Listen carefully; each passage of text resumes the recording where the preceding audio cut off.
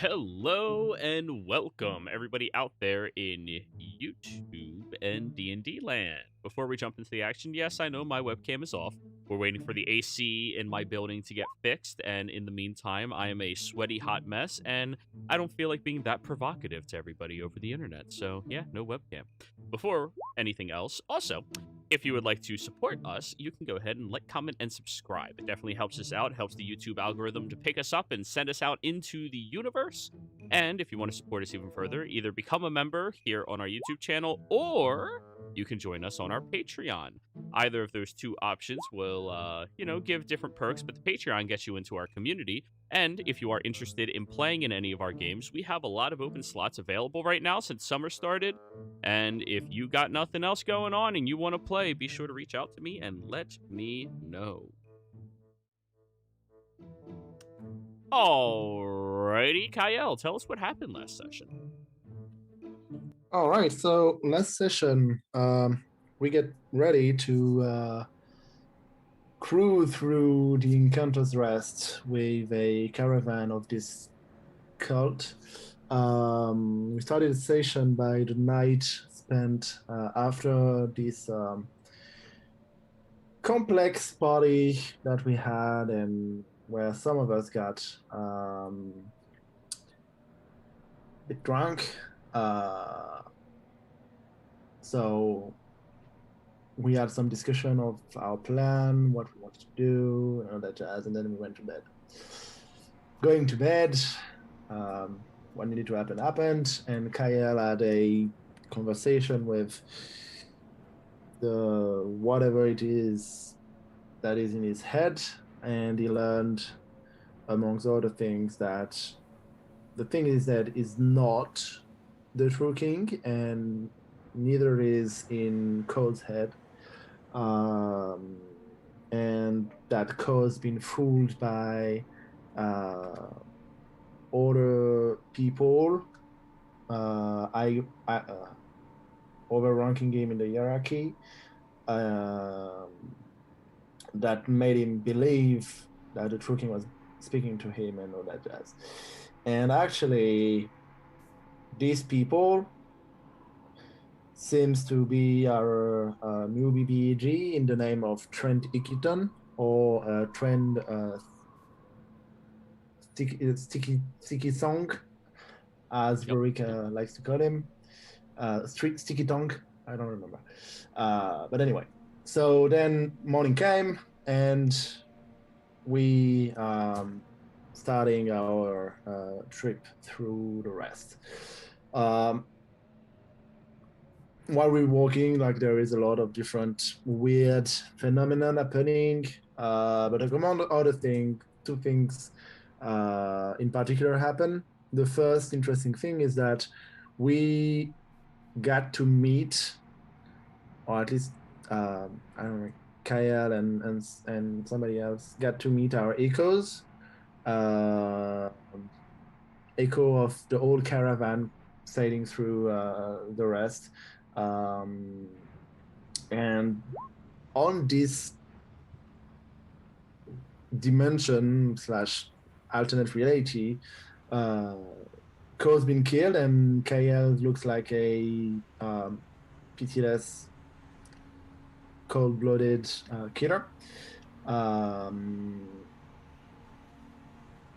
But apparently Cole is just also the fool of the joke and is just being manipulated. So because of that, Kyle tried to talk Coles into a purification.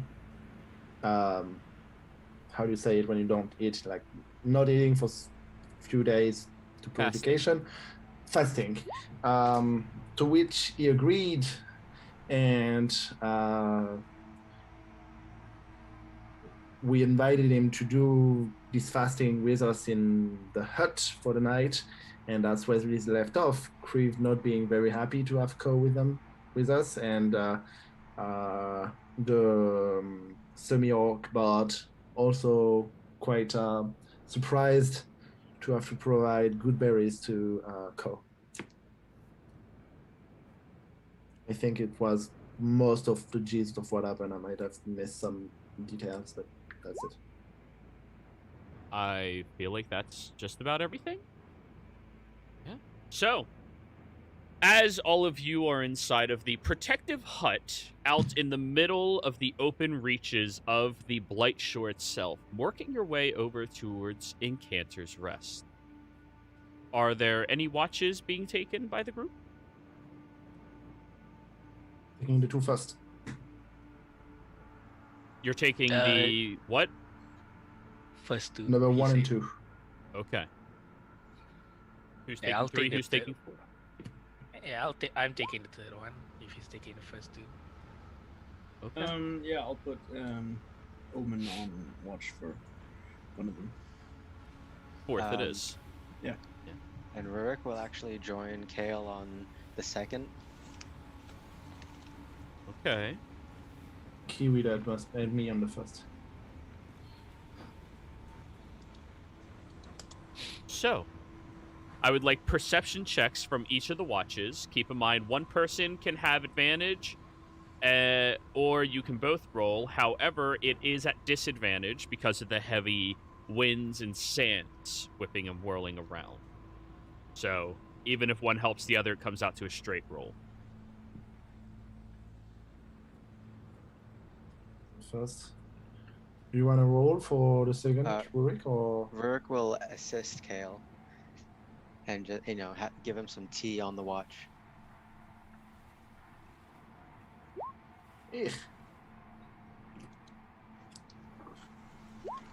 I burn my tongue with the tea.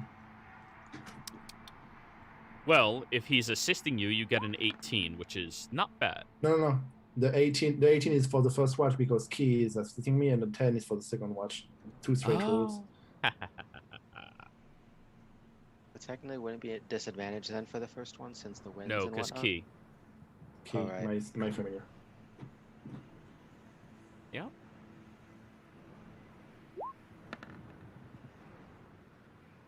Omen has advantage on checks, or? Well, he has advantage on checks that rely on smell. Okay, that wouldn't apply to this.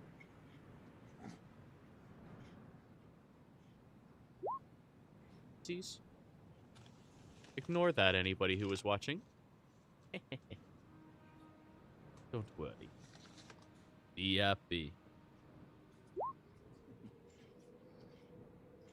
So, and 4th watch was going to That's Omen. Omen. That's right. Yeah. Alrighty. Well, let me roll a little something.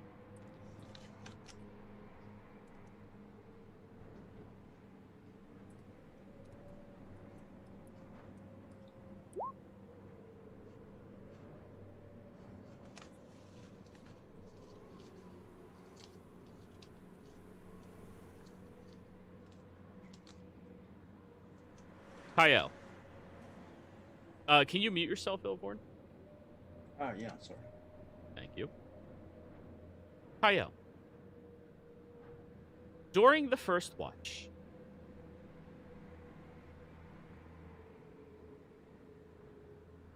you do notice footsteps pass by about 3 times. Now, you are with the entirety of the caravan still.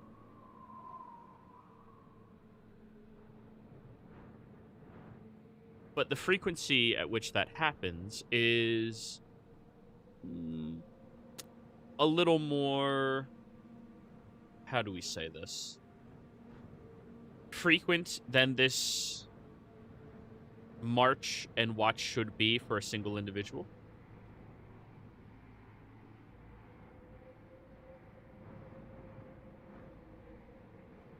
I send Key out of the hut to have a look from higher in the sky. Okay. Well, have Key roll me a perception check.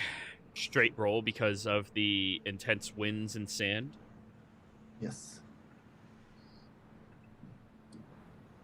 I'm looking through its eyes.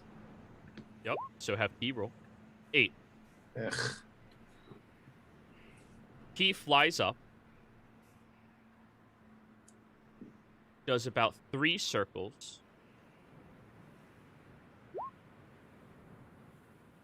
and then your perception inside of Key ends.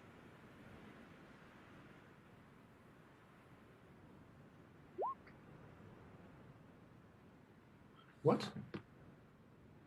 You drop out of Key.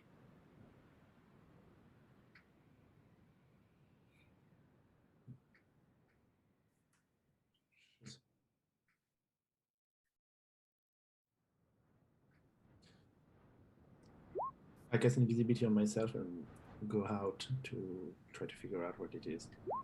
Sneakily. You become invisible and head out here. Now, keep in mind, because of sand moving around, even with invisibility, sand colliding with your body does at least create visible movement if something is watching. You've been down here before, so you would be aware of that. Yeah. Just in case you wanted to. Yeah. So I'm rolling stealth with straight roll with that. So. Okay. Advantage that compensate to disadvantage. It comes out to a straight roll. Yeah. Yeah. All right, 30. Not bad. You step out and take a few looks around, maintaining your previous perception.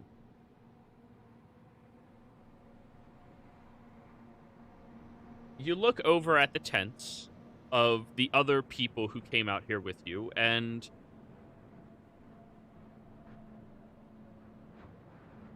there's something off about the closest tent to you.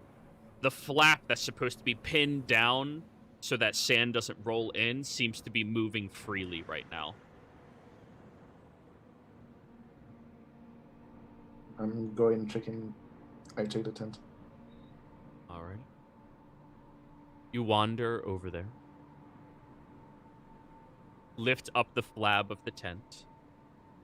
And when you peer inside, you see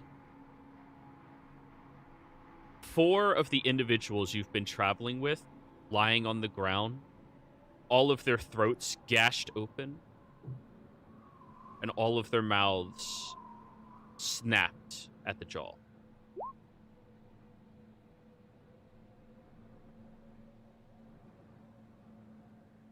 Shit. Is there any footprints? No footprints would last with this sand and this wind. Sure.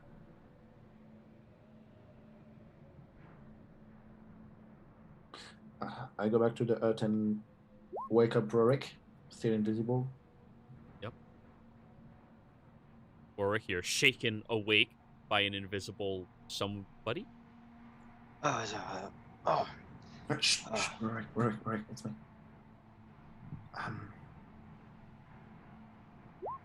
Yeah, I can't see you. Yeah, that's not a problem. There is someone in the camp that is assassinating, killing people, murdering people.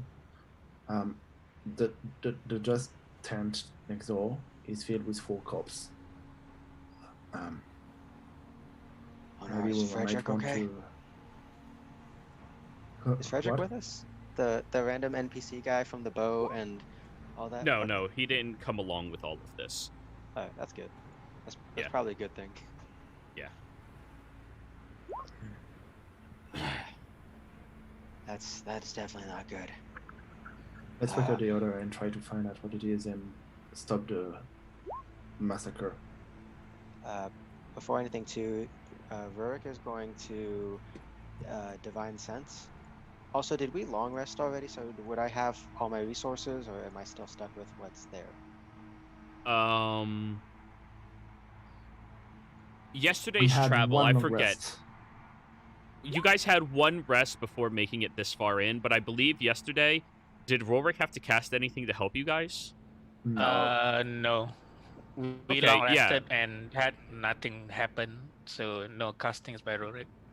So you have all of your everythings recharged already. Okay. So, you head back out there, And waking the other. waking who? The other, Creve and Celia. Okay, the others. Both of you are shaken awake. Keep in mind, inside of your tent right now is also the other reach, quote unquote, or inside of your dome. Yeah. What the fuck I'm is trying to going do it on? like.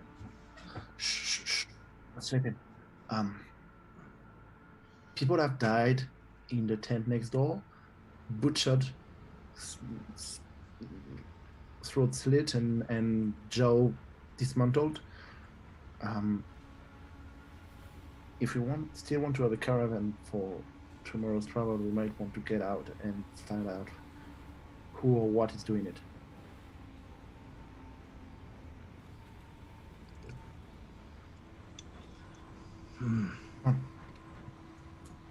Warwick, you take a very deep breath and you sense the presence of undead nearby. Does it sense like new undead from before, or is this The only thing you can tell is it's undead. Something nearby is undead.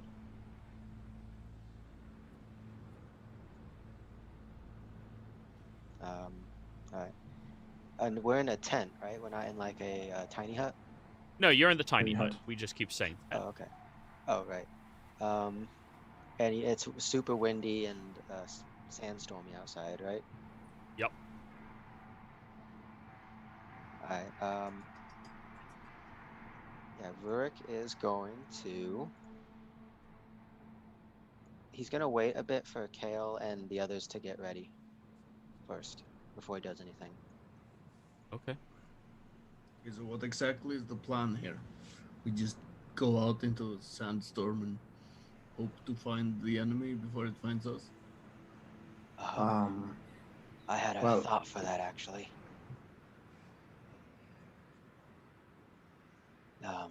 See, looks at the sky.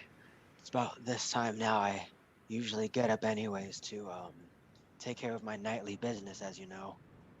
And, well, I'm going to head over there all alone and unaware of the situation and maybe draw whatever it is out.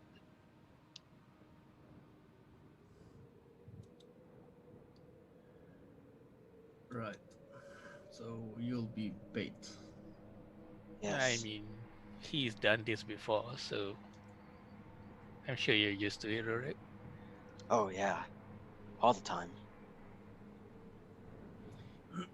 I will just remind you guys that if I step outside of our little tent here, it will collapse. It will be gone, and Co here will also be exposed.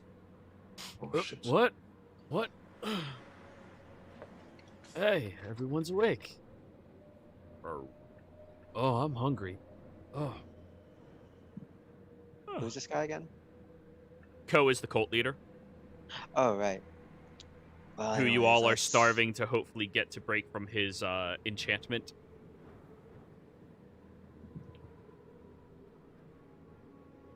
Alright, well, let's just keep an eye on me. I'm not gonna go too far now. And Rick will, before he heads out, actually, no, he can do it as a bonus action. He's going to, before he heads out, light the Lantern of Revealing Uh-huh. and pick it up like, as if he's about to go out. And then as a bonus action, he casts Sanctuary on himself. And starts heading to the local, the small area where they probably have people like, pissing or shitting in this area. So the sand, yes. Yeah, the sand. Alrighty. And then once he gets to the spot, he's kind of just whistling like nothing's wrong at all. He's completely fine, completely helpless, old guy.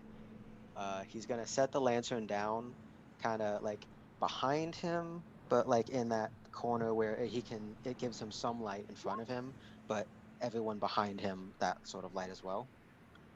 and then he will, you know, start to do his nightly business. Alrighty.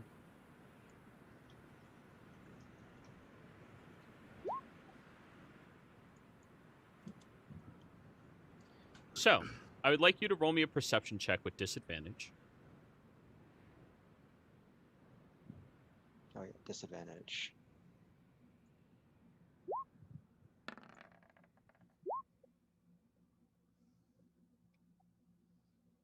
5.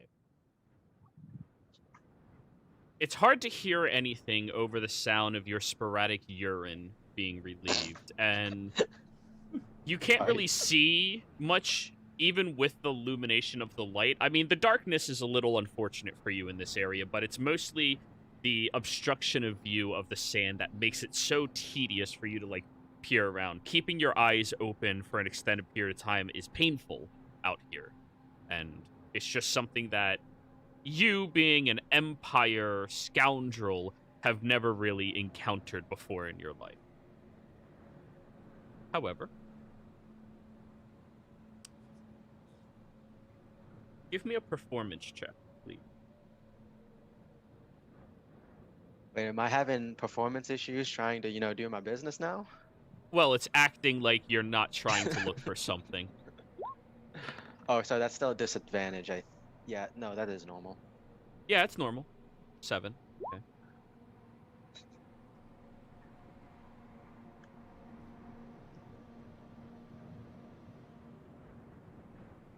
Okay.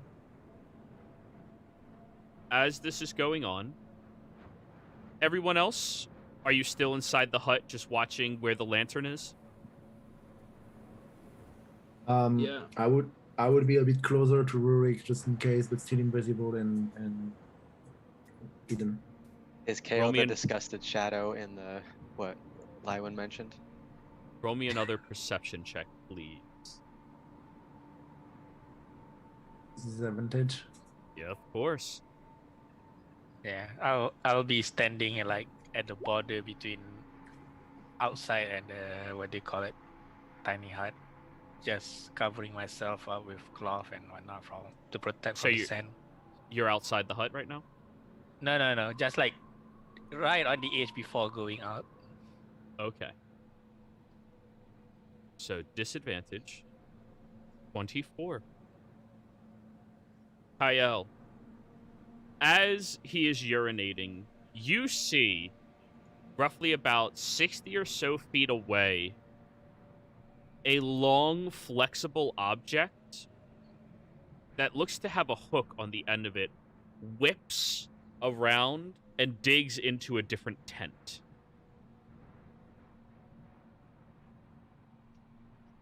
You can't see where it originated from.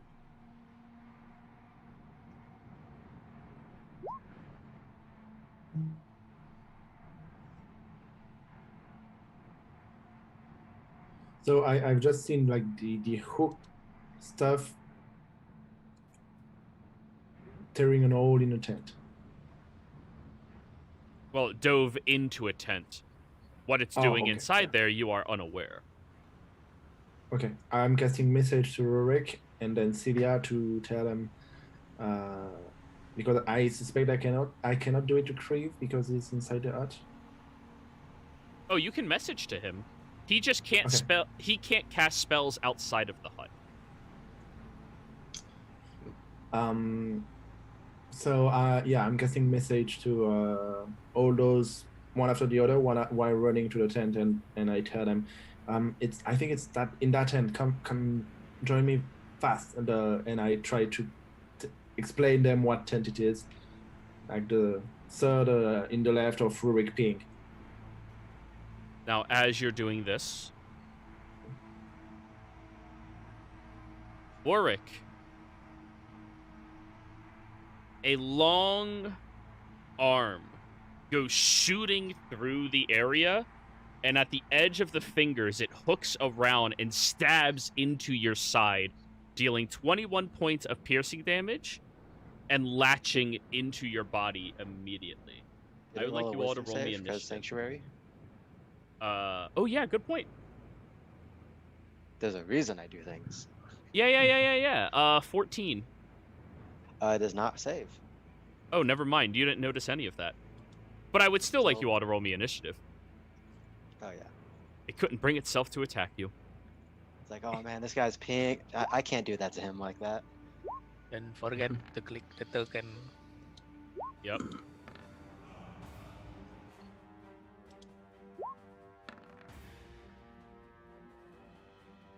Lonely.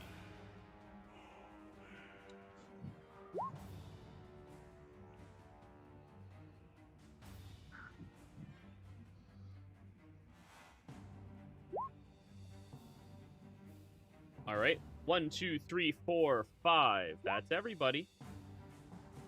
Celia, you get the message.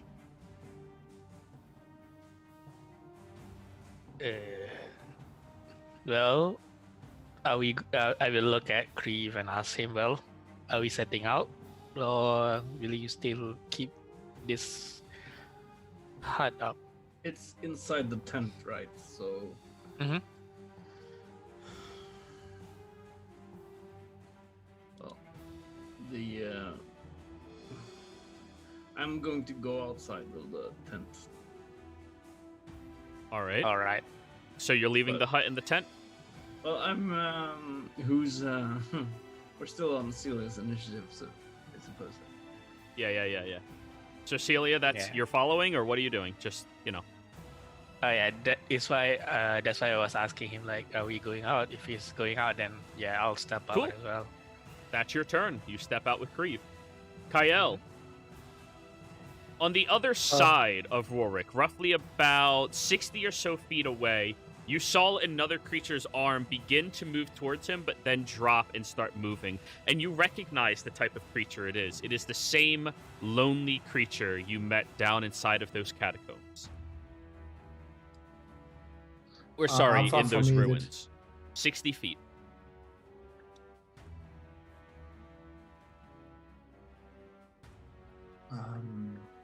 And because of the nature of the current weather you are all experiencing in the bazaar, all attacks with ranged weapons are at disadvantage within their normal intervals and automatically miss if you are outside of your normal range.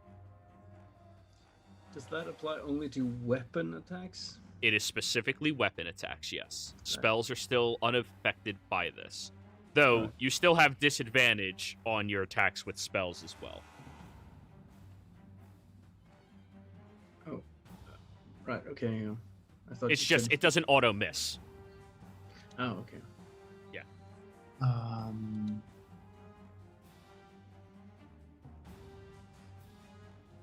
Okay. Are- Well, so I will start the timer, counting down 1 minute.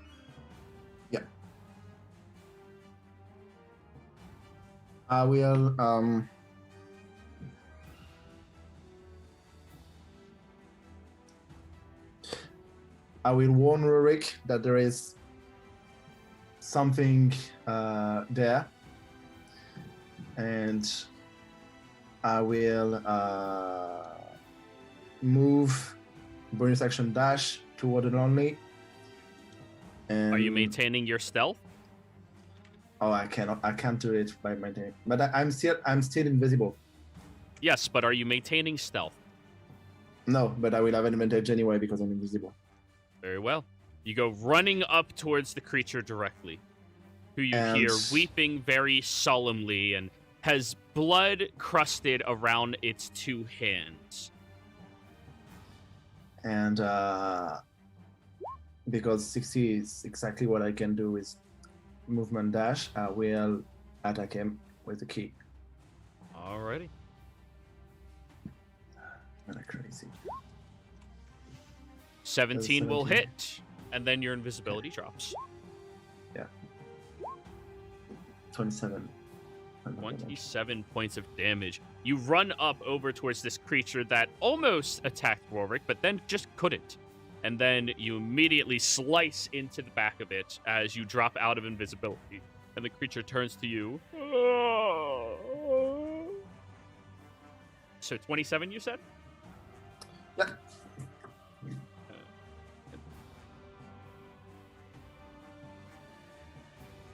Math. Magical. By the way. Oh, I was trying to do math. Oh, okay. There we go. That's Just in- 27. Just in case he had some kind of bullshit resistance. All right, so Kreve, you and Celia walk out of the dome, and Ko looks and goes, I suppose... All right, time to fight. Stands up, and he'll go at the end of your turn.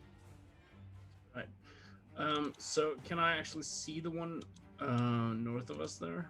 This one? You were told around about where it is, but you're going to have to get closer to see it with all of this heavy sand. Right. Well, fuck it. I'm casting Sickening Radiance in its general direction. It's a 60-foot diameter. Okay, then. Con save for him, correct? Let me just post it. I think it's at the beginning of No his matter turn. what saving throw it is, they failed. They rolled a 4. So no matter what the save is, they fail. And now for the NPCs that are still alive over there. Yep. Fail, fail. All right. Fail. Success. Fail. Okay.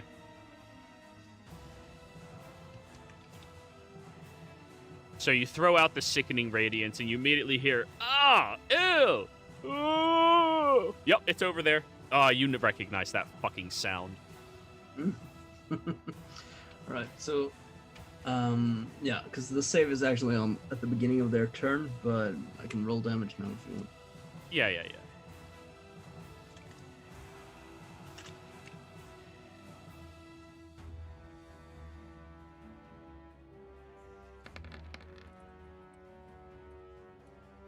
24. Woo! Radiant I'll- damage. Yeah, they don't like that. So 12. Okay. And then I'll handle the NPCs when we get to the top of initiative. All done? Yeah. Boric. Right. Quick question: is my sanctuary still up, or because it's only lasts a minute? So I'm pretty sure a minute's passed, but I don't. Yeah, wanna... we'll say around this point it's over. It saved Yeah. you 1 attack. Yeah, I mean, work does take long tinkles. Anyways, quick question: how? So, I'm assuming that when all that noise was heard, Rourke could hear the guy from over here, and he Yup. saw Kale just attack that one. Yep. All right. The one over here is about 80 feet away from you. The one right here is about 30 or 60 feet away from you. Oh, that one's 60. Shit. Yeah, it was max range away. Oh wow, I can do the harpoony thing. Yeah. Shit. Yeah, Rurik will. Fuck. Yeah, he's gonna prioritize Kale in this center. He's gonna move the 30 feet. And is there any like thing? I can do this. These two things. He's going to move 30 feet, and then as a bonus action, kind of call out to the thing as it's looking at Kale, I assume. Yeah. Hey, would you like a hug? And cast Compel Duel on it. It opens its arms towards you. Come over here then. And then Rourke will take the dodge action. Yeah, good call. Dodge action. All right, swing. Oh yeah, it misses. The harpoon arm goes soaring out over towards you, and then it just misses. Oh yeah. KL, I need you to give me a wisdom save since you started within its reach. I'm using my Dim Inspiration. Go for it.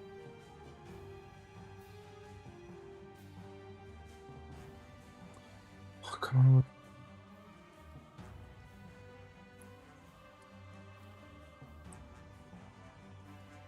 on. That are you not rolling you with your character sheet, sir? It doesn't work. I click on it and it just doesn't work. Minimize your sheet and look behind it if it's asking, do you have advantage on this? But it's already minimized. It's on another window. Oh, yeah, I don't know then. Alrighty. 15 is just barely a success. You feel a very sad aura coming from this creature, but you manage to not pity it. Anyway, second attack against you, Warwick. Also misses. Yup. It goes soaring over the area, and yeah, neither of the arms were managing to actually collide with you. Now, this one, noticing the radiance of this horrific area, unfortunately is not intelligent enough to deviate from its previous plan. It's going to keep attacking the people in here.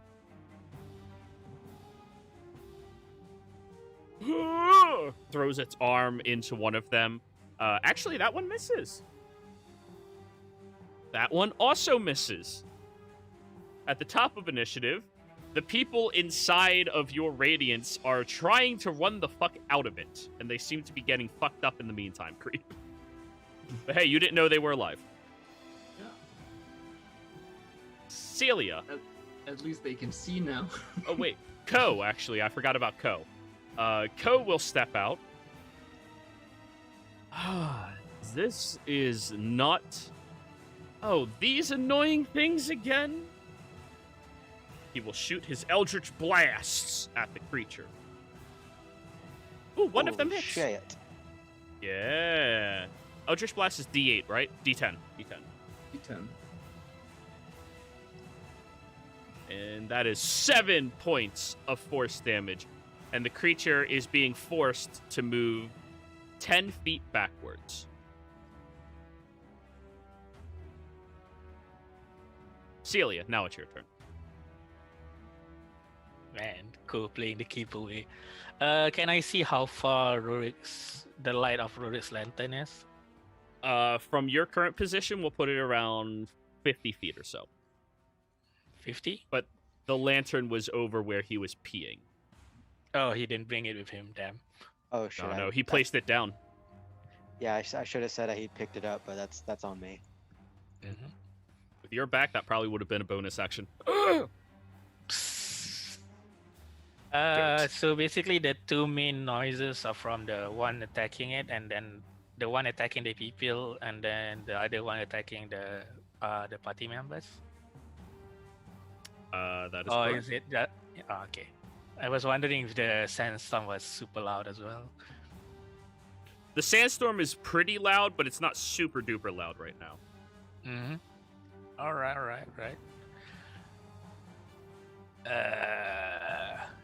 Am I able to judge the rough distance of the one that sounds like there's fighting going on? There's fighting coming from both of them, so just ping what you were talking about. Yeah, it's like where That one, rough okay. distance where yeah. Cool. From your current position, I'll just place it at a simple 100 feet. 100 feet, all right. Mm-hmm. Yeah. I'll turn to Creve and just tell him that. Yeah, so I'll be checking on them to see what they're doing, if you don't mind, as I just step into the void and just dimension the 70 feet towards this side to them.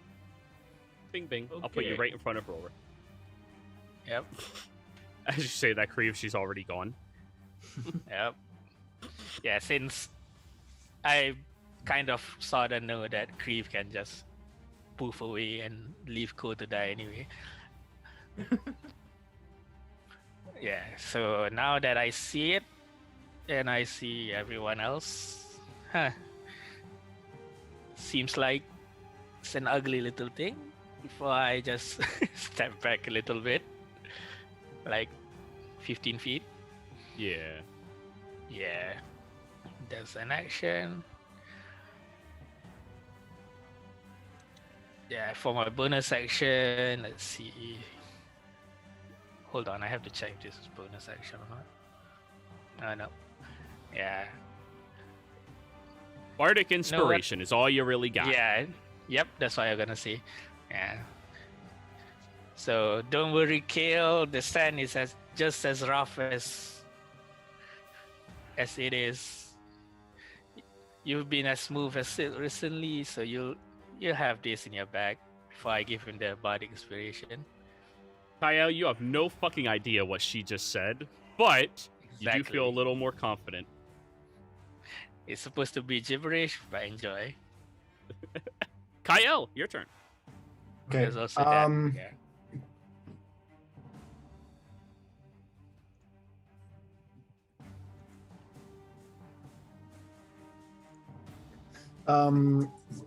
Bonus action, I will cast Shadow Blade, Okay. and for my action, I will attack the lonely.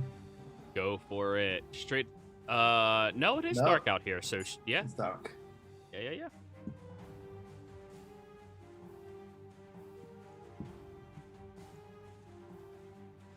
32 point damage. Oh, whew. Good chunk. As you stab into the side of this creature.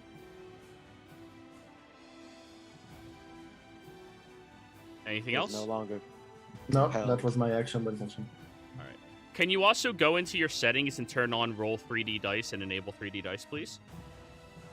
And everybody make sure that you have that on. Yeah. Last already time it did was in my roll 20 bug, but I'll try. All right. that. Just a heads up too. Now that Kale actually did damage to it, my compelled duel is no longer active. Right. Kari! So the one up there should be emanating a faint green light. And, Yes, it is. Does that make it easier to target him? Unfortunately, it's the nature of the bizarre area that gives you the disadvantage. You can't really keep Right. your eyes open longer than like a few seconds before it physically hurts you. Yeah, fair enough. All right, so just letting out 2 Eldritch Blasts. then. Go for it. First one misses. Yep. Uh,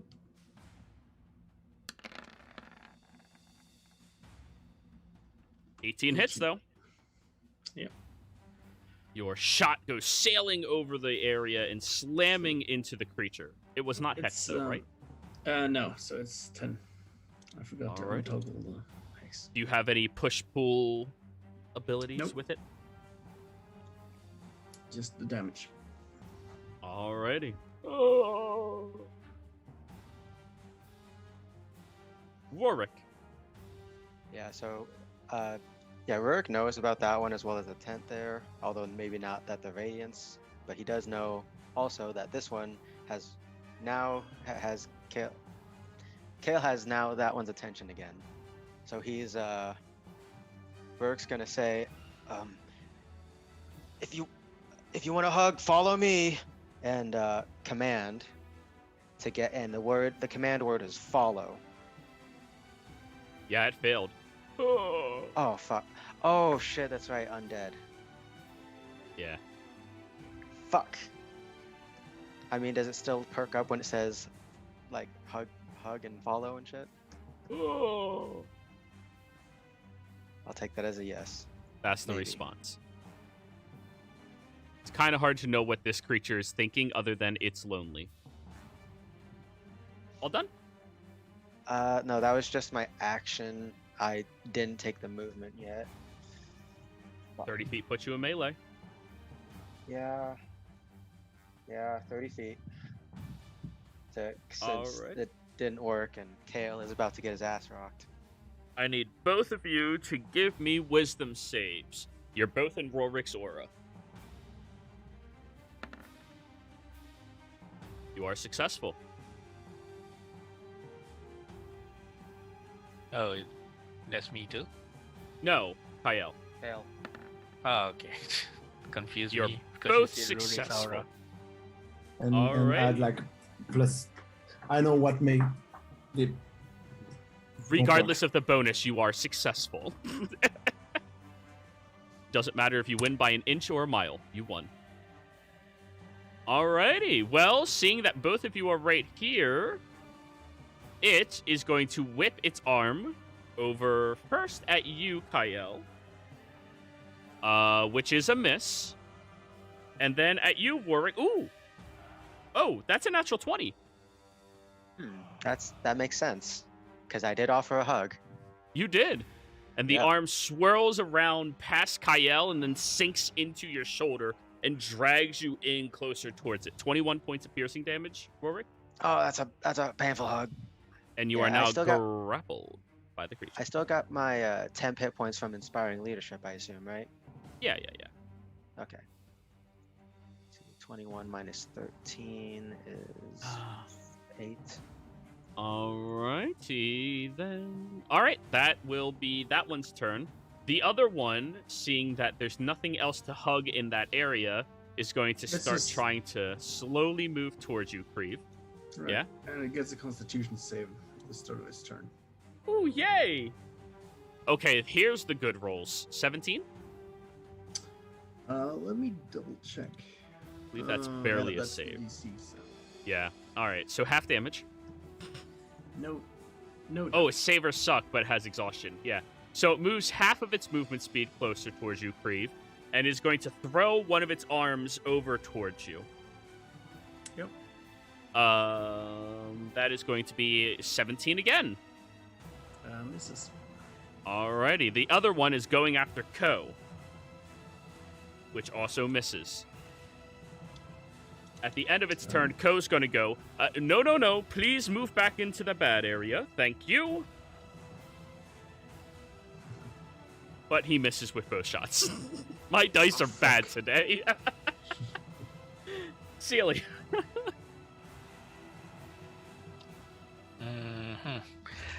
Well, I guess I'll just attempt to shoot it as I whip out my bow. All right, disadvantage. And pray it hits. Because you know how my luck with bows are. All right, so you're going to sharpshooter, right? I wish I had it. Oh. Look at that! Yeah. Yup, that's your luck. Yup, never change. Yeah. Does Sally just shoot Zurich accidentally? I mean, at that point, I'm not that much of a dick, unless you guys want nat 1 doublings to be consequences. Well, I mean, Nope. I figure with double nat 1s on that, it would just be hilarious. Do y'all want that? It'll be hilarious whenever it happens. Yeah. It's funny. I like it. I will Okay. suffer for comedy. So so what I usually do in this situation is re-roll, see if you hit. Does an 11 hit Rorik? No. The arrow kind of flops with the bow, and Rorik, you feel the arrow like sink right into one of the chain links in your shoulder. It doesn't hit you, but it just sits there and then falls out. Aim a little higher. Celia, your hands are real slippery right now. Just Hey, it's a sandstorm. You can't see shit. yeah. All right, that's your first attack. Anything else? Yeah. That's the second. That's also the second attack. Well, no, the 11 was me saying that was your reroll to hit. No, I meant 27. that. Oh. Yeah, that hits the lonely. Go for it. Yeah, because I have extra attack. Yeah, that's 14. And you all hear a very loud that slams into the creature. Not bad. Not There you bad. go. Yes. The sand makes it all more annoying. Recalibrating. Anything else?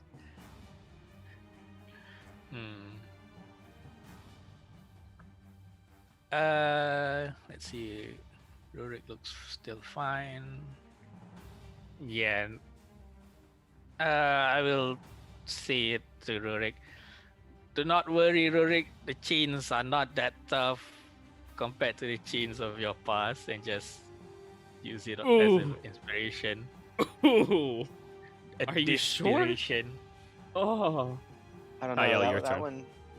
That one seems like a nest minus.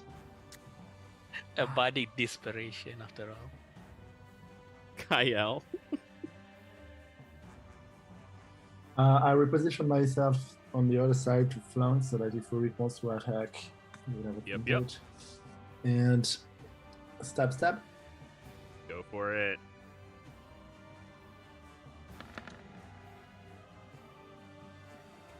Yeah, that hits.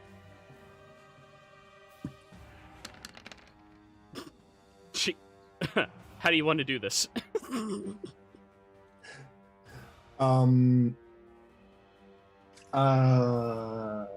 it's complicated because it's psychic damage. So what I would like to do is to reposition myself behind it and do as I was going to make him a hug, and just so he goes,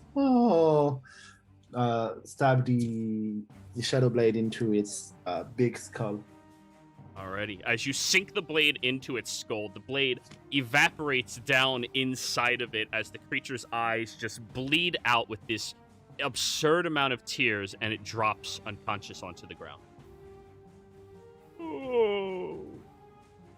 Now it's dead. Okay, so I still have 25 foot of movement and Bonus action. my bonus action. So I will say, all right, I think there is another one there, and move and dash with my bonus action into this You're direction. almost back to where Rorik originally was. Yep. Krieve! Shit, that thing didn't get hit last time. Yep. Come on, Cog, push it back in. I say, and release 2 more blasts against it. Oh, I thought you were going to inspire him this time. 16 just barely hits? Ooh. And the other one.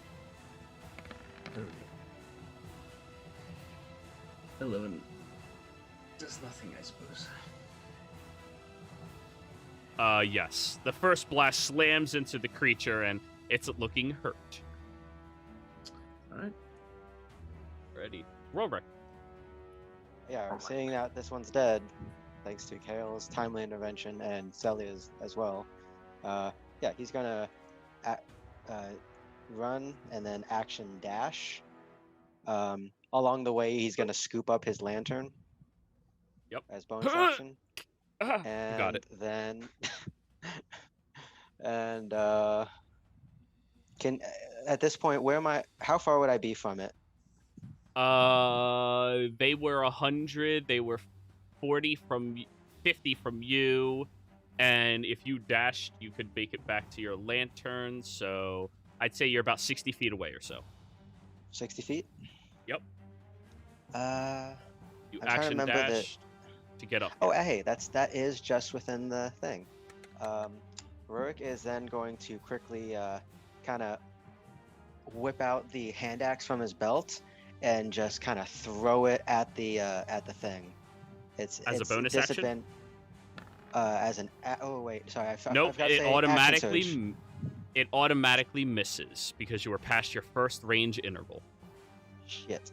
All right. Well, Yep. regardless, sorry, I should have said action surge so I can do the attack because I dashed.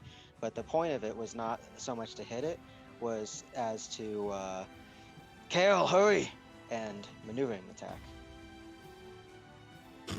You throw the axe in the direction for him to move. Pretty much. Alrighty, you choose a friendly creature you can see or hear you. Creature can use its reaction to move half its speed. Kyle, would you like to move half your speed? Yeah, so it get me just 5 feet in front of Rurik, I would say. Yep. Yep. Follow that axe. And that's Rurik's turn. Hey, it works. The Lonely's going to go. Isn't it Ko first? He Oh, yeah, acted Ko. before it last time. Oh, yeah. Go. Blast. Plus that. Oh, yeah, that barely hits. Blast. Minimum damage. But it's pushed back inside of your sickening radiance. Yay! Oh, hey, he hits again. Okay, now my dice are getting a little better. For slightly better than minimum damage. And unfortunately, he can only push once per turn. Right. Oh yeah. Lance of Lethargy and Repelling Blast with Sickening Radiance is fucking obnoxious. Yeah. It's a DM's nightmare to deal with. Like, it's just, oh, I guess my creature dies a very slow and painful death. But now the Lonely will go. Con save, roll your damage again, please. Natural fucking 1, come on! 22 damage and 1 more level of exhaustion. So it's up to 2 levels of exhaustion. It's gonna attack. With disadvantage. Yeah. Alright, oh, okay. 19? Fuck you. That's my AC. Alright, 21 points of piercing damage. It hooks into your side, and it will throw the other one into Ko. Jesus Christ! Okay, at least the one wasn't a natural 20. Alright, that'll be 21 on Ko. Ko looks hurt. Celia.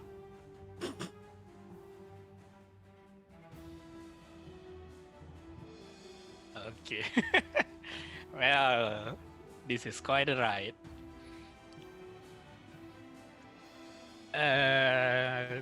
Going to Rodek is 60 feet, so I'll do that. Dash. I can see Ko from here, right? I assume. Yep. Yeah, he's hurt. Yeah. Yeah. I'll just shout out toward him. Don't worry, it will patch up pretty quick. And just casual healing word on him. Alright. Level 1 because he's a level 1. Wow. 7. I see how you feel about him. I mean, he'll take it, but, like, I see how you feel about him. Hey, I'm not killed. I don't put him into any potens. All done? Yep, that's all. He's just gonna Alright. stroll around. Celia is basically just strolling around the battlefield. Kyle. I assume I'm within 60 feet of it. Yes, you are. Okay, so movement and bonus action to dash, and action to stab it. With advantage still. Oh, wait. Sickening Radiance is giving you light. Well, so the first roll was still an It still hits, it's just not sneak attack. Oh, fuck. Yeah.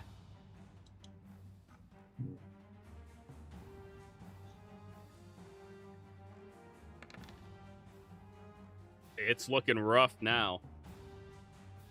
It is really rough after that stab. Shink. Hello. Want a hug? Creve. That stupid Yes, motherfucker yes, just stabbed you. D8. I will add a D8. Sorry, Oh, go for it. just to see if we can fucking kill it. Nah. 2. Alright, Creve, go for it. You fucking bitch.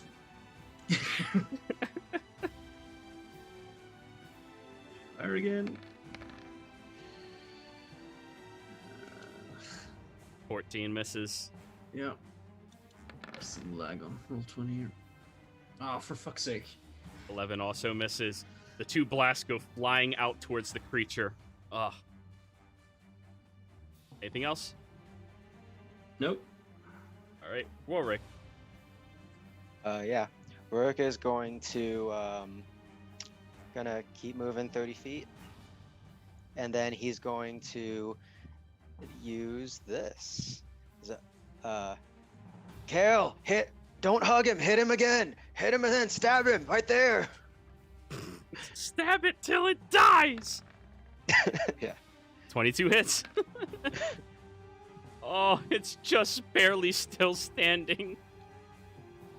Is Rorik's hand axe nearby? It moved 20 feet, so yeah, you could pick it up on your way there. Oh, okay. Let me just read that again real quick. Oh wait, actually that's. I don't know. Does Eldritch Blast count as a weapon attack in this scenario? No, weapons count as weapon attacks. Well, dang. Yep. Yeah. Well, I mean, I do have bonus action pick up the hand axe, but since I get 2 attacks, then Rourke's gonna turn to Celia. Celia, now shoot it. Yeah. That's not how that God. ability works.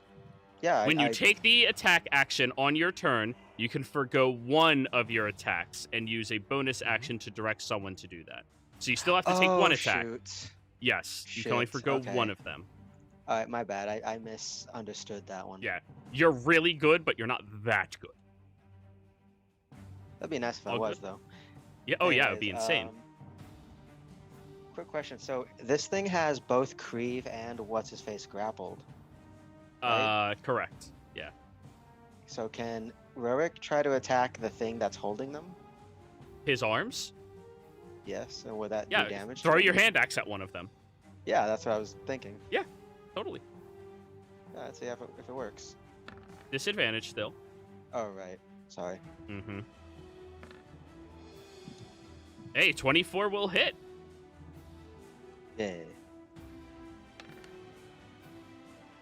For 8 points of damage as your hand axe flies over into the creature's arm, cutting it and severing it from Creve, the blood pouring out from the arm itself. The creature collapses to the ground in front of you, Kyle.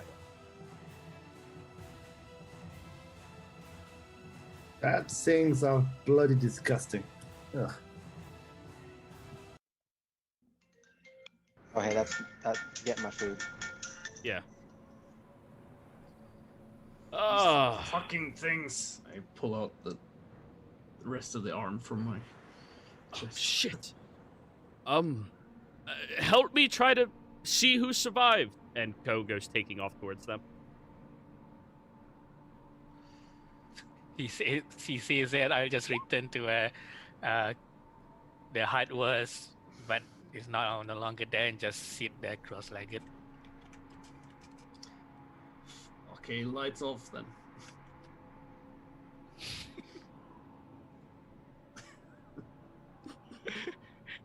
All right.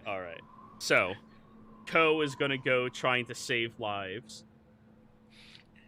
I mean, our Lord didn't tell us to do anything, so we're just gonna sit.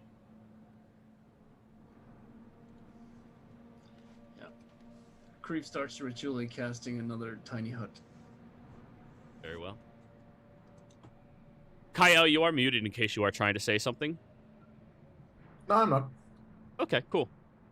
So, Rorik, you find 8 bodies that look like they might be savable that you try your lay on hands on, so you're down 8 points, but all of them are still dead.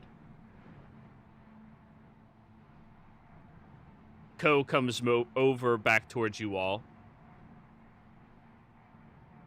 Well, this is a downright tragedy. Appear that everybody's either missing or dead right now. Well, the missing ones would be hard to find in the storm. Right. Well, I suppose it was a good trek. Let's return to New Haxon.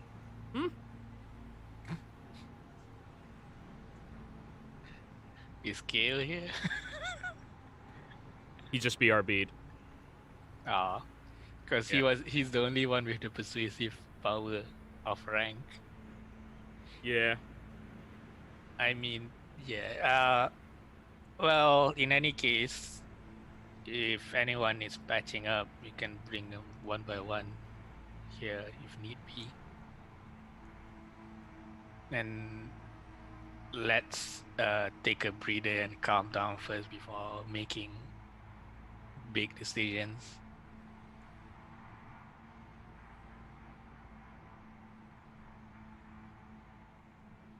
Basically, if needs be, I can just heal a kid, slap him a bit of HP if they need to be. I mean, Ko's the only person, like, actually kind of hurt. Yeah. Everyone else seems okay. Mm-hmm. So, Ooh. healer kick Ko. Ko's almost back up to full again.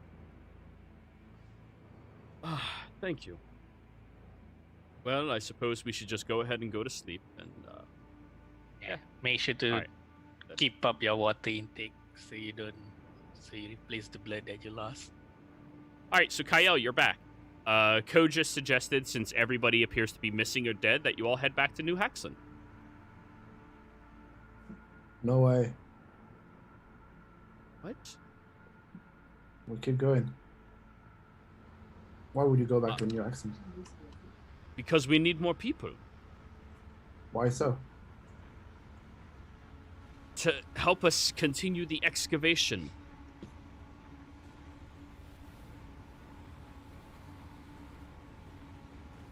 I don't see why we need more people to continue the excavation. Is it blocked? Well, yes, there's a large collapsing inside of the tunnel. We've been trying to replenish people to help us with it, but this is not going to plan.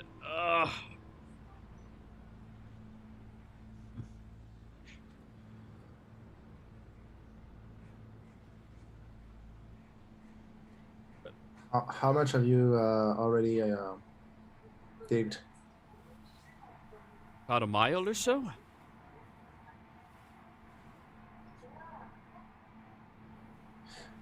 And do I remember how long was it approximately the entrance area that is supposedly collapsed?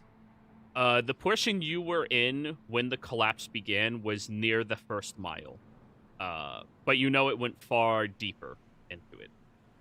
You're not sure if it collapsed the other direction as well, but at least that tunnel portion was.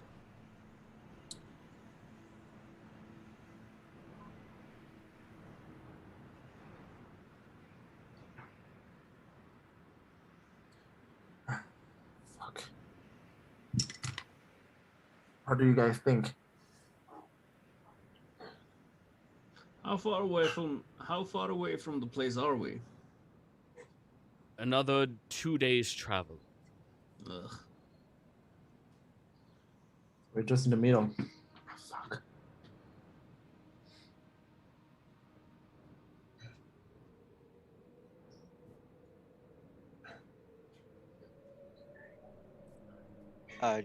Sorry, I missed it. How many survivors, if any, were there? None. Oh shit. Well, there's a bunch missing, but no survivors found. You said there were some who ran out of the area with the sickening radiance, right? Right. But by the time you guys got out of there, you can't see any of them, and considering the only person who went to go look was the person who has a negative in wisdom, you couldn't find any. Right. Well, if there are any survivors, they would probably be coming back, don't you think? That would be the smart thing for them to do because it's dangerous out there on your own. All right, so they won't be coming back then. What? Well, since it's the smart thing to do. I imagine some of them would think of that. That sounds like a great idea.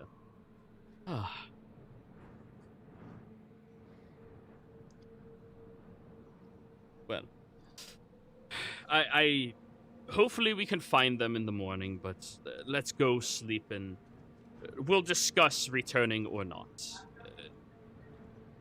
It's going to be waiting for me there. And then he just tucks into his corner of the dome. Alrighty. Now, I think this will be a decent place for us to go ahead and go on break, everybody. We will be right back.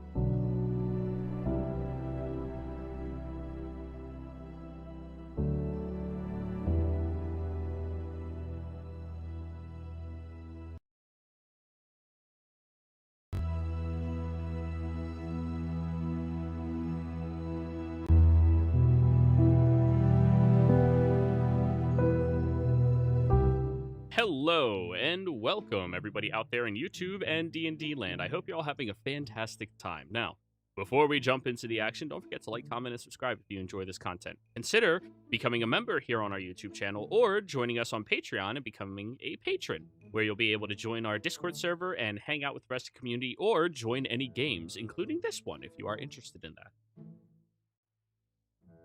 Where last we left off, the party had gone down for their first evening inside of the Blight Shore here outside of New Haxon.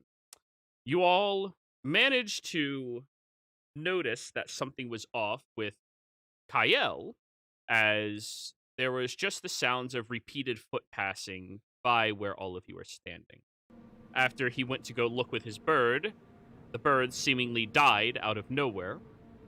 And then you all were woken up by him after he went and discovered that there was blood and dead bodies inside of one of the tents. Now, you all created a little bit of a distraction with Rorik while the rest of the camp was being slaughtered. And then, because the distraction worked somewhat so Kyle could watch and see that one of these creepy, stalky, lonely creatures was around, you all jumped into action, killing both of them, and... well, there's no proof that Krieve killed any of the people, but, you know, you can assume whatever you like. Most of the camp seems to be dead or missing, which is a little concerning, but at very least, you all now have Ko all to yourselves. You discussed going back, as that was his suggestion, and most of you immediately nixed the idea. So... you all continued your short rest. Warwick gave out some type of, is looking for survivors, is because life is precious, and while these people are idiots, they also... okay, yeah. So, Warwick, are you wandering out to look for survivors, or are you just placing around some, you know, we are here signs? Rick wouldn't leave the campsite, but he would definitely go around the perimeter with his lantern and like, yeah, place down the, hey, we're still alive kind of signs. Okay, so you are sticking around, you're just doing that. So, everybody else, you can go ahead and complete your long rest.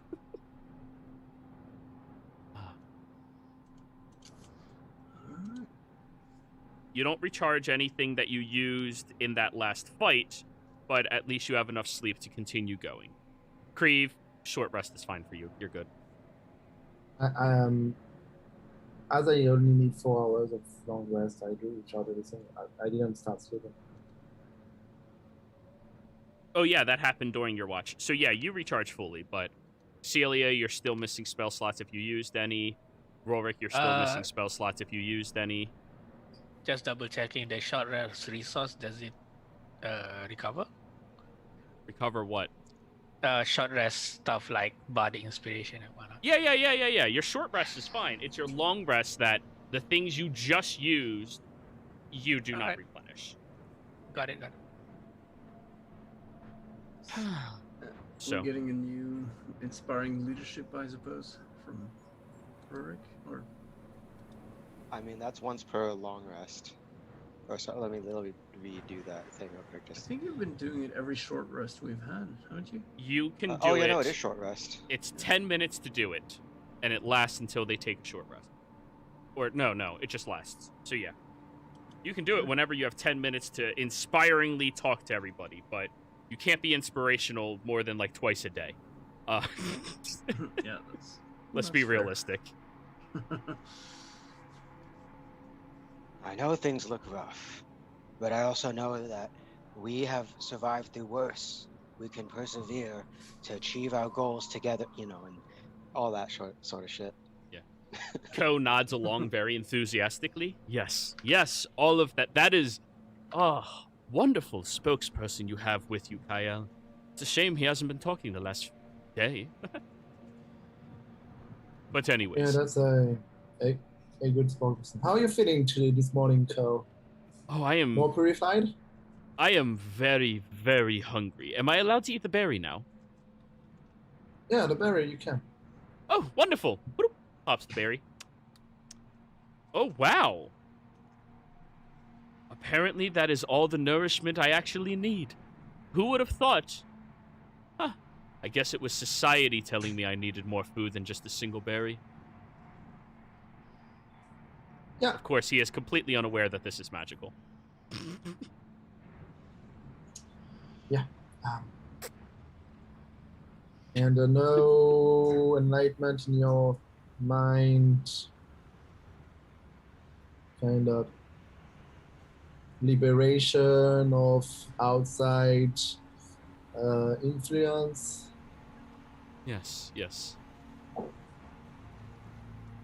He smiles at you. Well, I know last night we got a little heated in our conversation, everybody.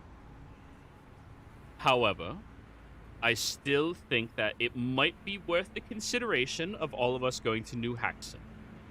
It's a little dangerous out here, as we all saw. And, well, we do need people to help us excavate. I mean, all of the equipment is there, it's just we need numbers. We were hoping at least 10 people would make it. Yes. All these people just died for nothing then if we turn back now, so why don't we keep going and check what's there first? Roll me either... Actually, is that even true? If roll me a persuasion, Breve. While he's I'm trying to rolling think if too- that was deceptive or not. But yeah, what were you saying? Goddamn. I hope you weren't trying to help him. No, I was asking if anyone came back. So far, nobody has come back. But it's only been a few hours. Now, 29.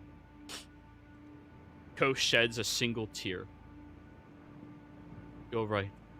We have to honor them and push forward. You know, I have to say, your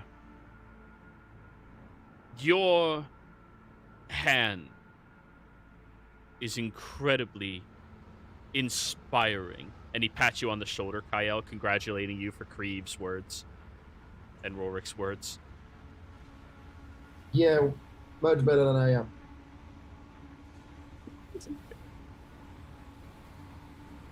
Oh, don't discredit yourself. We know you were chosen for a reason. And clearly, you are surrounding yourself with the most awe-striking of individuals. Oh, thank you. You're very welcome. However, with my personal guard missing, would you mind if I had one of yours become my personal guard for the remaining journey? I mean, I wouldn't mind. Now it won't be a question of having a personal guard. We'll be stuck together very closely. There is no point for a personal guard, more for you than for me. We all keep each other back. When we are such a small group, you know, we are all each other's personal guard. And also, Suppose that is maybe in correct. maybe you've noticed, but most of our decisions are collegial. There is no hierarchy within us. So there is no personal guard. Rurik is not my guard more than I am his. Really? I mean, Didn't get that notion at all. Rur kind of leans down to him because I do a very good job. It's, you know, I make sure that he it acknowledges his own achievements rather than other people's first and foremost. That is very good. Very good. Very good. Huh. You all are bringing a lot of enlightenment here, but there has to be some type of hierarchy with all of this, right? How, like, every group has a hierarchy, right? I think No. in regards to hierarchy, I think Kale here is on top. I don't know the rest of the order. I just know that from I guess everyone else's perspective, Creeve's poor cat is at the very bottom. After that's you something. say no, Kyle, you all see a wave of emotions roll over his face.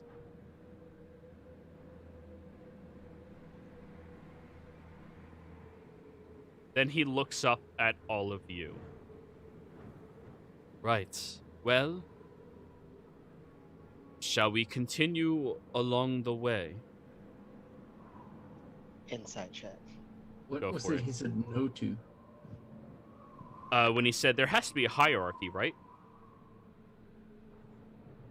Warwick. He's, typically speaking, a very difficult person to read. And damn it, the sand! Kyle, one same thing answer. One thing I have been forgetting too is Buster back. You know, my fine steed Mastiff. Except you he's like a to do Basset usually.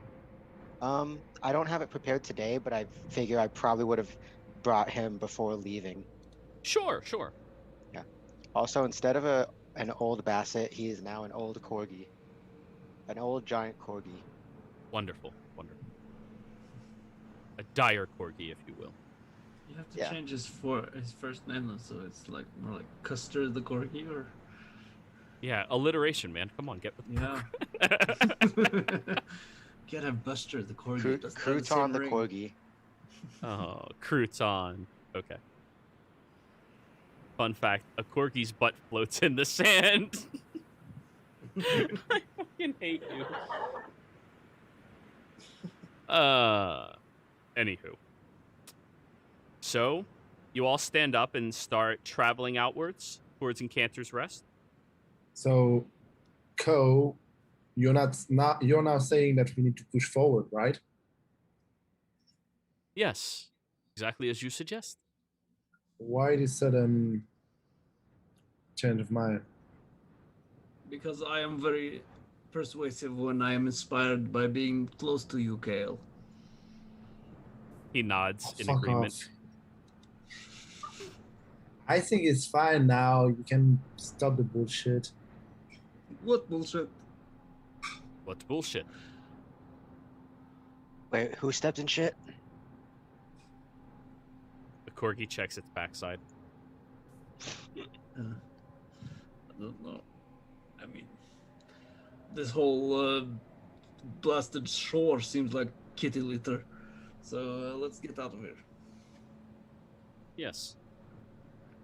He goes over towards his camel and climbs up it easily. Your camels and Oh. horses came back. May I ask you a question? Do Yes, you of feel course. free?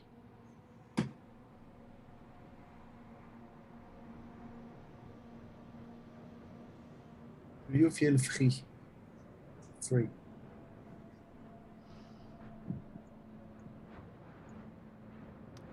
Kyle, as you ask that question, two eldritch blasts go flying towards you, and one of them lands. You will suffer 4 points of force damage, and you are pushed back 10 feet as he runs towards the camel, trying to take off. Initiative. Roll that initiative. Oh, wait, yeah, roll initiative, guys. Blasting right back. Yeah, that'll be your first round. Just Yes. Kale, losing our disguise immediately. Or cover.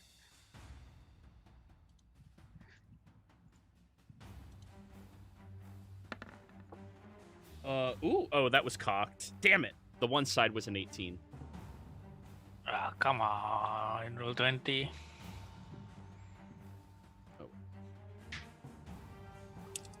Is roll 20-ing? Yeah, it seems so.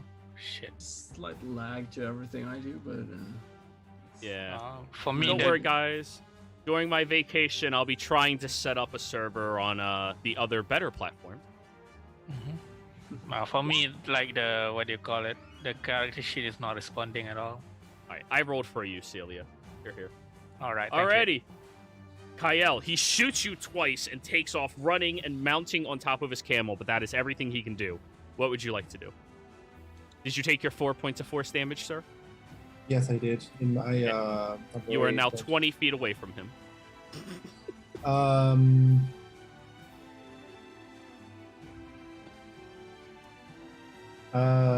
Is there some place to hide? Just for the There's fact- sand. Well, never mind the hide. I would just cast Old Person. Wisdom save?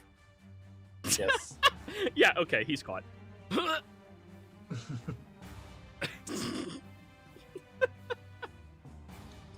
And I Anything else? assume that is falling off the camel because it's fucking hard to remain on the camel. Well, If he's you up can- there. He didn't even start moving on the camel yet. He just climbed it. It's hard to get on top of a camel. That was like all Okay. his movement. And I get to him and try to put him down. All right, next turn you can do that. Creve, shoot. Yep. What? All right, advantage. Okay, so I'm just gonna use the ones I rolled. So that's 21 Yes. and 22. So 25. For damage. 25 points of damage. They both slam into him, and he is then knocked off of the camel and falls to the ground 10 feet. For an additional 3 points of damage. Ko is looking badly hurt. Anything else you would like to do, Creve? I'll just say "fuck you, asshole," and that's my turn.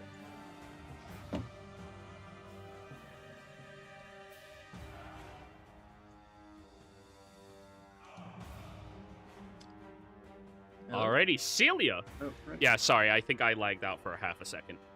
All right. Celia. Yep. Yeah, I'll just use my action to message Ko and just say, well, if you're rational enough not to praise the king every 5 seconds, stop and listen. Because if you're sane enough, then you know when to stop. And yeah, I'll just chill out since Kale already caught him.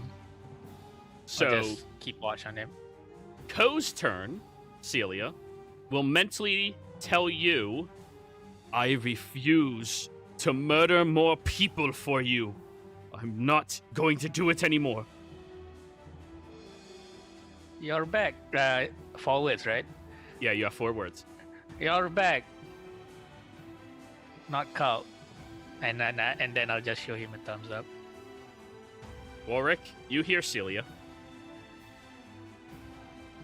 Yeah, seeing that, and he's also still held, right? He's As a held person? He's lying on the sand sideways. Like, yeah. Is it an action to insight check? What are you inciting?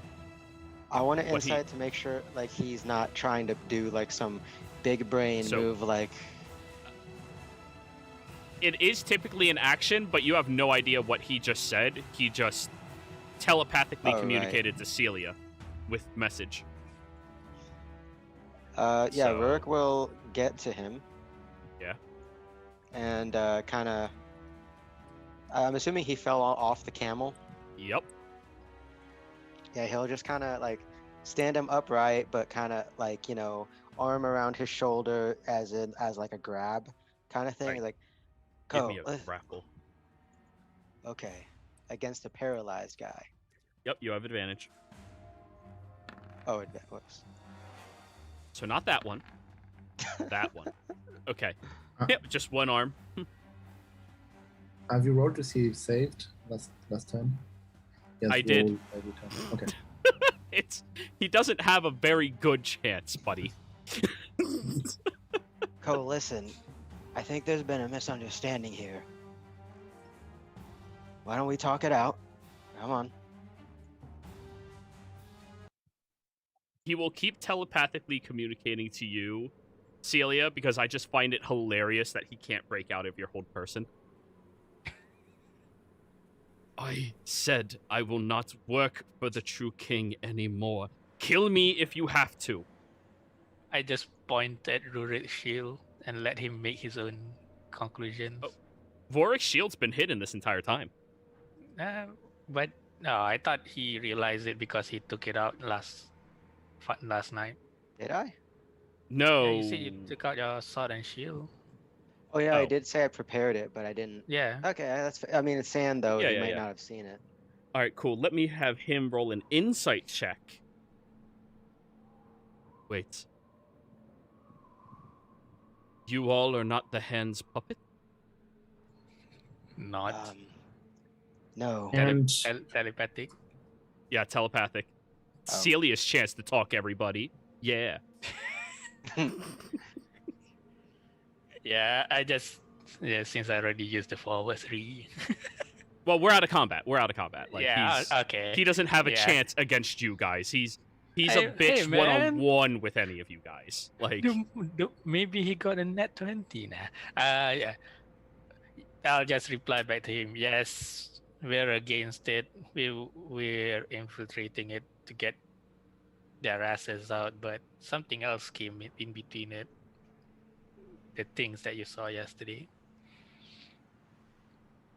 roll me a persuasion roll, Celia. Dun dun dun dun dun. Yep. he has to Dirty go out. 20. Dirty 20. Bard! Plus Yay. 12. Bard. On that, we'll say that your hold person ends around now, because it's only a minute. And then he looks at all of you. I am so sorry. I thought all of you were still working for the hand. Jeez. Well, if Oh. you realized it earlier, then it wouldn't be infiltration after all. It's okay. Right. At least it's nothing too extreme came upon this. Now lift up your shirt and show your back while What? taking out the bandages. Oh, Here, yes. let Ow. me help. And Burke will lay on hands like 10 points. As Celia's pulling out the quick wrap. Yeah, the bubble wrap. You can pop while you hurt. All right, so both of you heal him up considerably.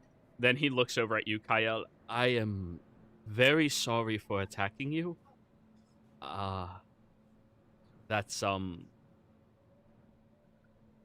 yeah. Yeah, it's what I'm trying to remember what the younger folks call it, but I think it was something like it was a very penis move.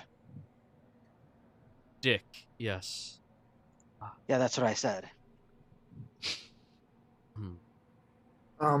But I guess, Ko, that you owe us some explanation. As Sia said, we're not part of the hand. It was just a strategy to get information and get to the rest. But now, you get to be talking. You get to explain us everything that's happening in this cult. Who you're taking order from? How did you get involved in this cult? How did you get this wound on your hand the same way I did? You get to explain us everything. He reaches down to his right hand, rolls the sleeve even further up, and then starts peeling away a very long glove that none of you noticed was there, that pulls away that wound from his hand and then just drops it. I was being manipulated into being some type of decoy for this entire cult.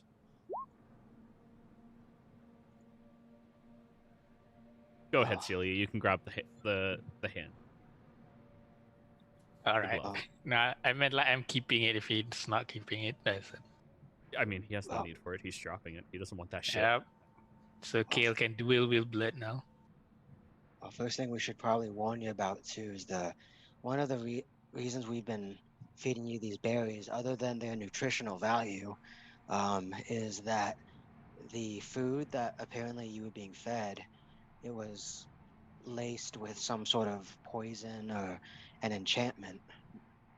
And that's why everyone was so pliable. So that's how they were doing. You guys have to give me 1 minute. I'll be right back. Sorry. Yep, it's cool.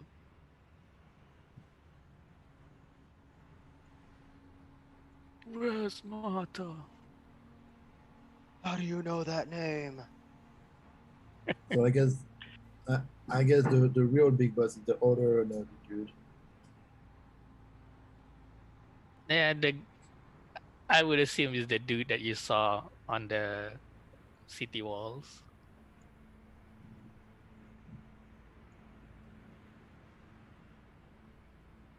But hey, next time if you want to infiltrate the cult with this glove, now you have 2 bloody palms. You can be like, I'm double the amount of authority you have. It was the guy I've seen. I'm back. Like whistling in the city. Or you Just cut. clarification, Gerald. Ko Yes. was the guy that I've seen in the city, walking in the city and maybe whistling, right? Roll me a insight check. It was Ko, not the other nerdy dude.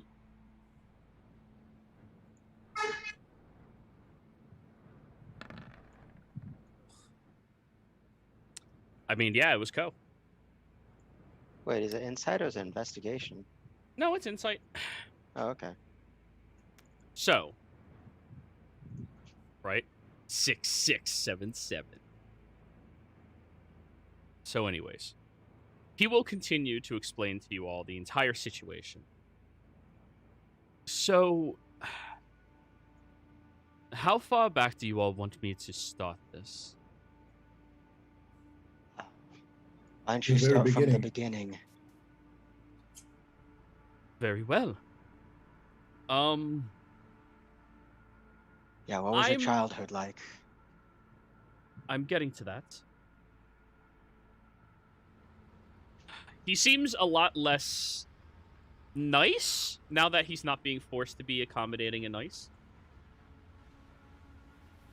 I'm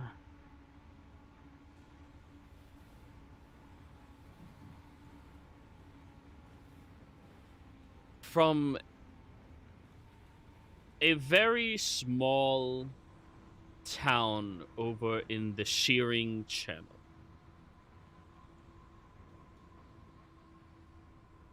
We live just on the outskirts of all of the islands on the Wildemount side of everything.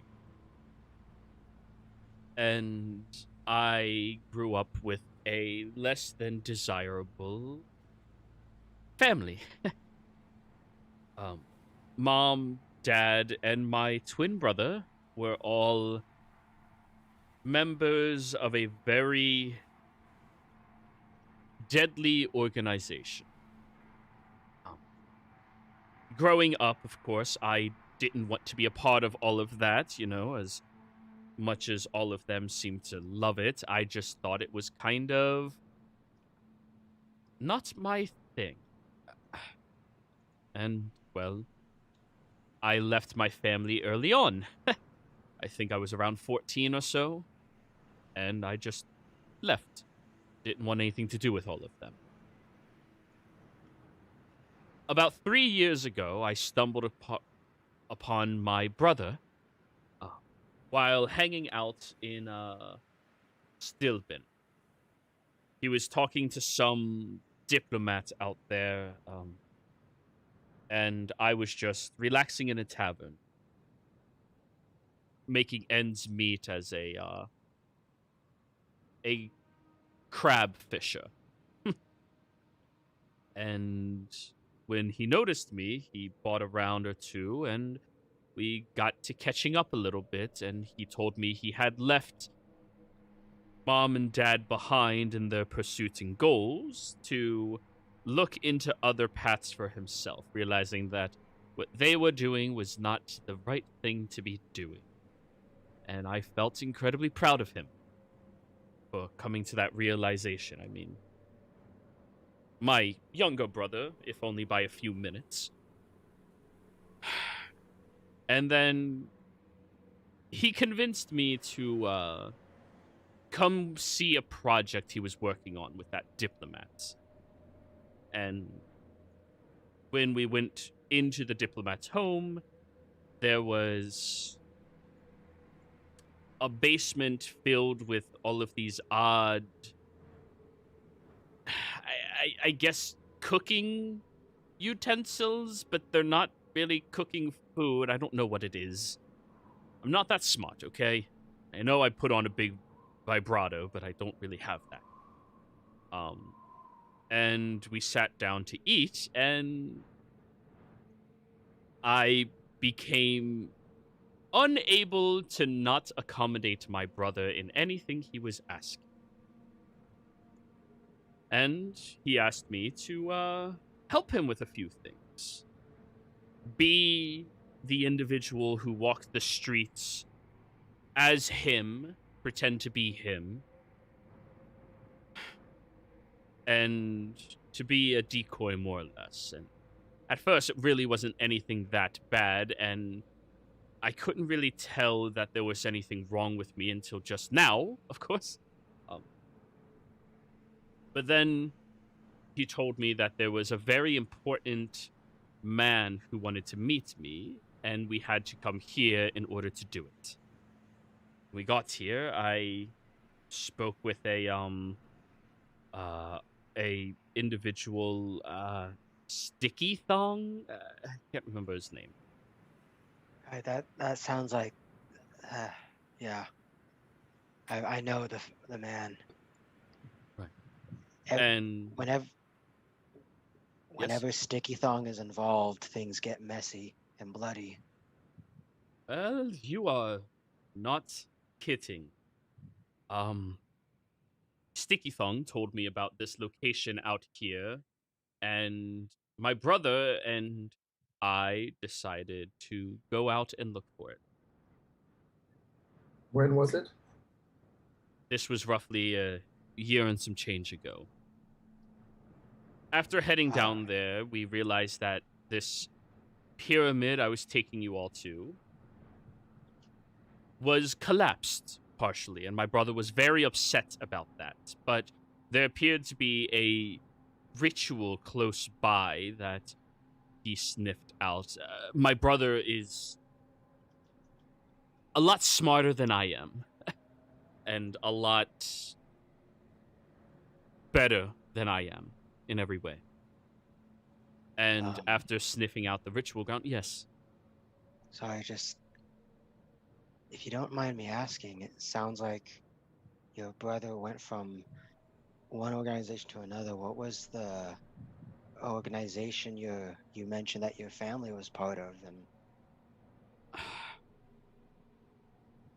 well, considering I'm dead anyways, Myriad. Actually, Celia, you're the only person who might know about it. Roll me a history check. Yeah, but 16. 16. You've never heard of the Myriad before in your life. And none of you have. I don't think. Yeah, no, none of you heard about it in this Nope. game yet. So yeah, no, none of you have ever heard about it. Nope. Yeah. Just a casual shrug. I think I know. So it's like a cult based off that one demon, right? The one that's like a lady for half with like several arms, but then What? the snake lower body. What? No. The Myriad is the group behind the curtain for all of the shady shit that happens. They mostly operate out of Tal'Dorei, but they have some ties to the Empire, and, well, I guess this is them starting to reach out into Xhorhas. Anyways, after he found the ritual, it told him something that I couldn't decipher, and he told me that he has a plan to fulfill it, and that is when we started working as the Hand out of New Haxon. Trent kept the gazes away from us. He kept the magical know-how flowing, and I was the face of everything. We would entice people into joining the hand. People that were hard up on everything. And because I honestly thought we were doing good work, most of them just congregated. And then periodically we would take them out here. My brother would meet us there, and we would perform a sacrificial ritual that would take the lives of all of the individuals, and my brother would learn things quickly. I thought I was helping the world doing all of this, not killing people. How does he So- learn things? I I don't know how any of this works. I'm just telling you my experience. I'm not exactly a intelligent person.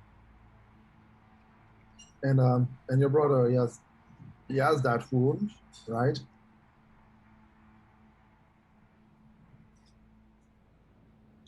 Yes, he does. And how did he get it? Don't know. You'll just have to ask him when we get there. Oh, because he's there. Yes, he's always there to watch over what is happening. And Trent? No. I've only ran into the individual maybe 3 times since we've been working on this for the better part of a year. And he stays very far away, keeping his association nearly unknown.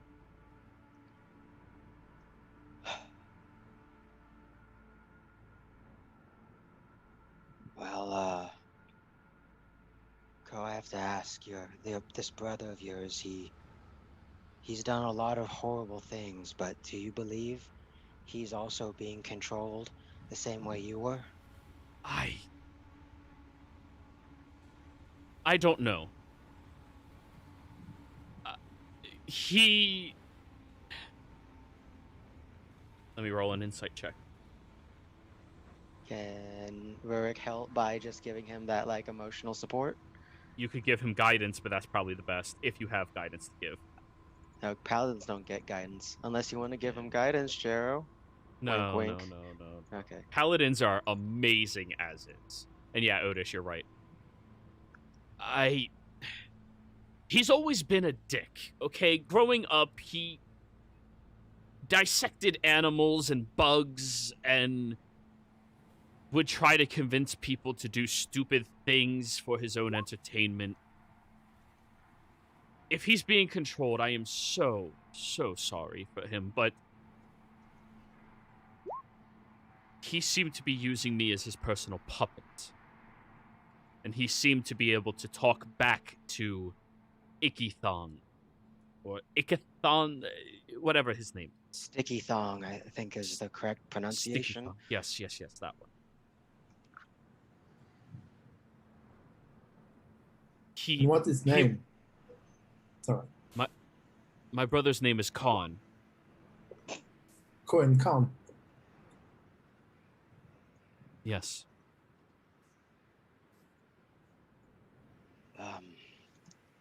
Ko, based off what you're saying and what we know, I can't let him continue doing what he's doing. He used you, and he's continuing to use other people for his own ends and sacrificing lives for what? For some stupid thing up for power? Yeah. It's... Yeah, no, he's Yeah, I know where this is going. Well, plenty of people are orphaned in this world, and He reaches into his shirt pocket and pulls out a flask and then huffs and throws it away. Do any of you have something strong to drink? Here, Rick gives him some really strong tea. Thanks. Oh, Grief has the other kind. Actually, no. Would I still You have can, you the? can have a sip of wine from here. I was actually just realizing, would Rurik still have maybe some of that drink he made on the gnome ship? The not screwdriver. It was like some weird name I can't remember. The Dolly Whopper? Yeah, the Dolly Whopper. Would he still have some of that? Yeah, you can have a little bit more. And he'll take the We- wine and he'll take that and he'll take anything. Yeah, what were We you saying, do Grief? also have the vodka, but that's more expensive. I mean, do you really want to waste that on a guy who's this traumatized? Come on now. No. Can't even really enjoy it. Yeah. Okay, so Cole, well, thanks for your cooperation. Anyway, but who's your patron? As what now? Isn't it? I don't know its name. It does not speak any real words. It communicates through images. I see. It's bad though. My brother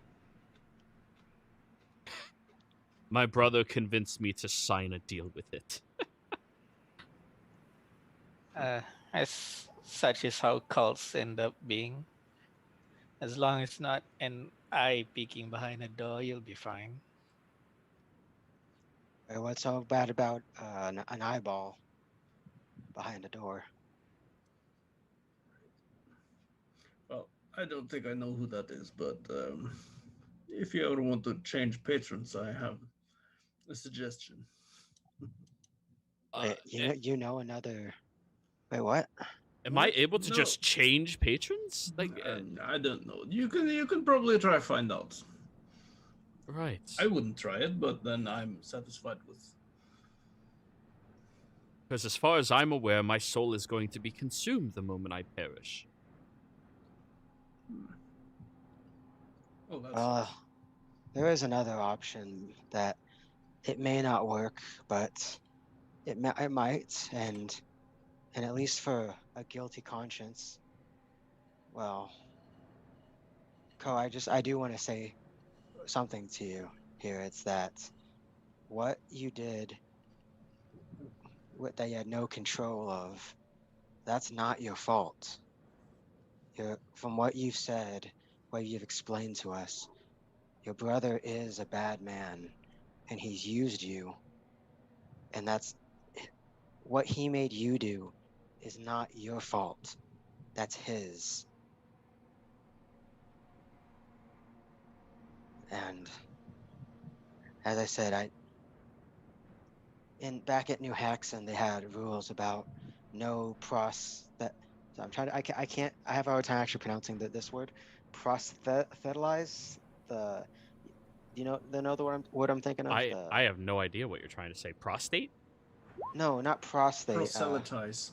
Yes. I It's never the- heard that word before in my life. It's like base. Spreading your religion out in public. Oh. Prophetize. that- Yeah, that pretty no, much. it's proselytize. Yeah, fuck it. Prophetize. Hey, I'm not a native English speaker, so you guys better step up. And that's why you're a lot better at it, okay? Anyways, We're American. anyways, back on the train of thought, I was saying, I know it back at New Haxon, there's rules against prophetizing, but we're not in New Haxon currently, and well, my faith in the Crystal One has brought me out of some very dark places that, well, seems like that you're going to in those drinks there. Oh, these are just coping. And he takes another sip. Zverk gives that like, no, it's not kind of look. He doesn't say it, but it's that he knows that that's not really the case. Well, not just the case, anyways. What was I saying? And look, I'm not saying that you have to follow him. I'm not saying that you have to do it at all, but it helped ease my mind, and I would hope that it might help ease yours. And at the very least, it would give you something to be proud of doing.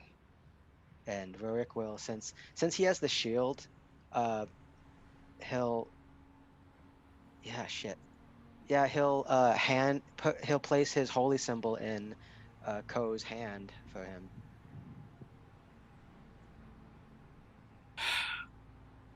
Well, thank you for the lovely trinkets, I guess. Can I try to can I roll a persuasion to try to help turn this guy's life around, maybe for the better? To turn his life around, sure, but not to convince him to be an immediate follower of something I'm he not doesn't trying... even understand. Yeah, I mean that's why it's called faith.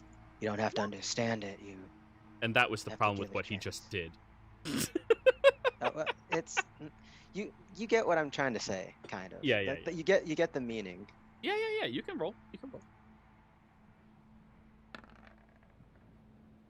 +5, 30. Yeah, you're right. I don't know. Do I have to become abstinent? What? No.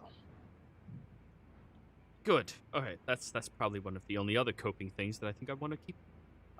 Anyways. So, yes. If we head there, we run into my brother. If we head back, my brother will find out very quickly that we are not there. But hey, we get a head start on running.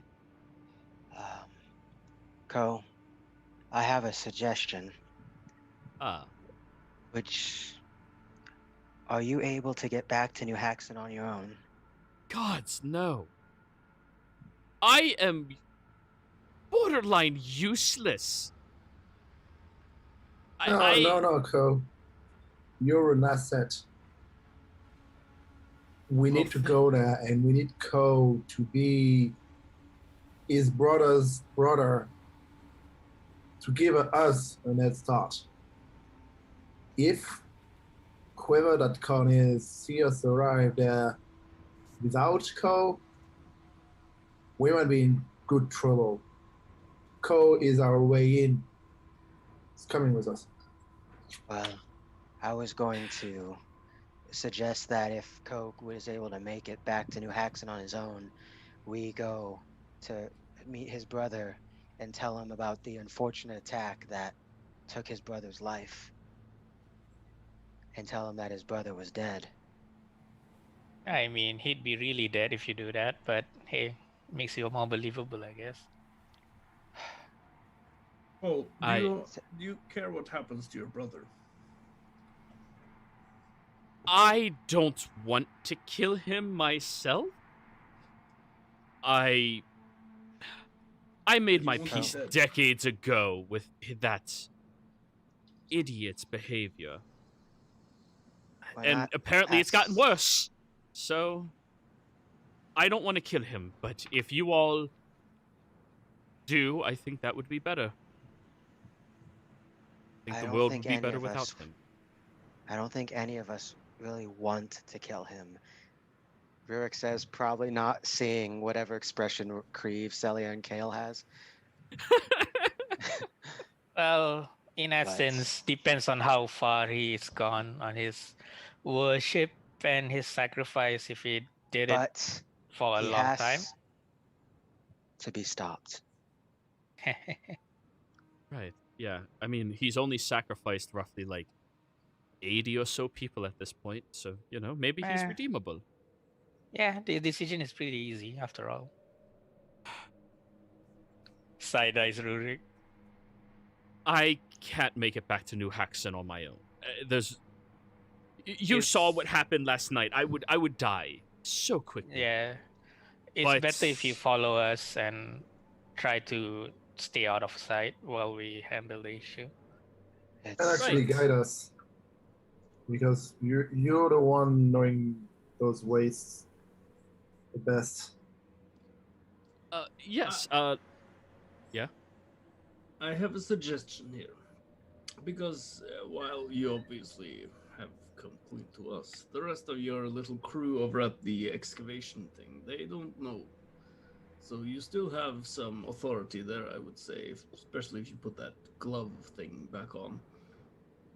If we go there, you can tell them to stop the excavation due to some sort of divine revelation or whatever you want to call it.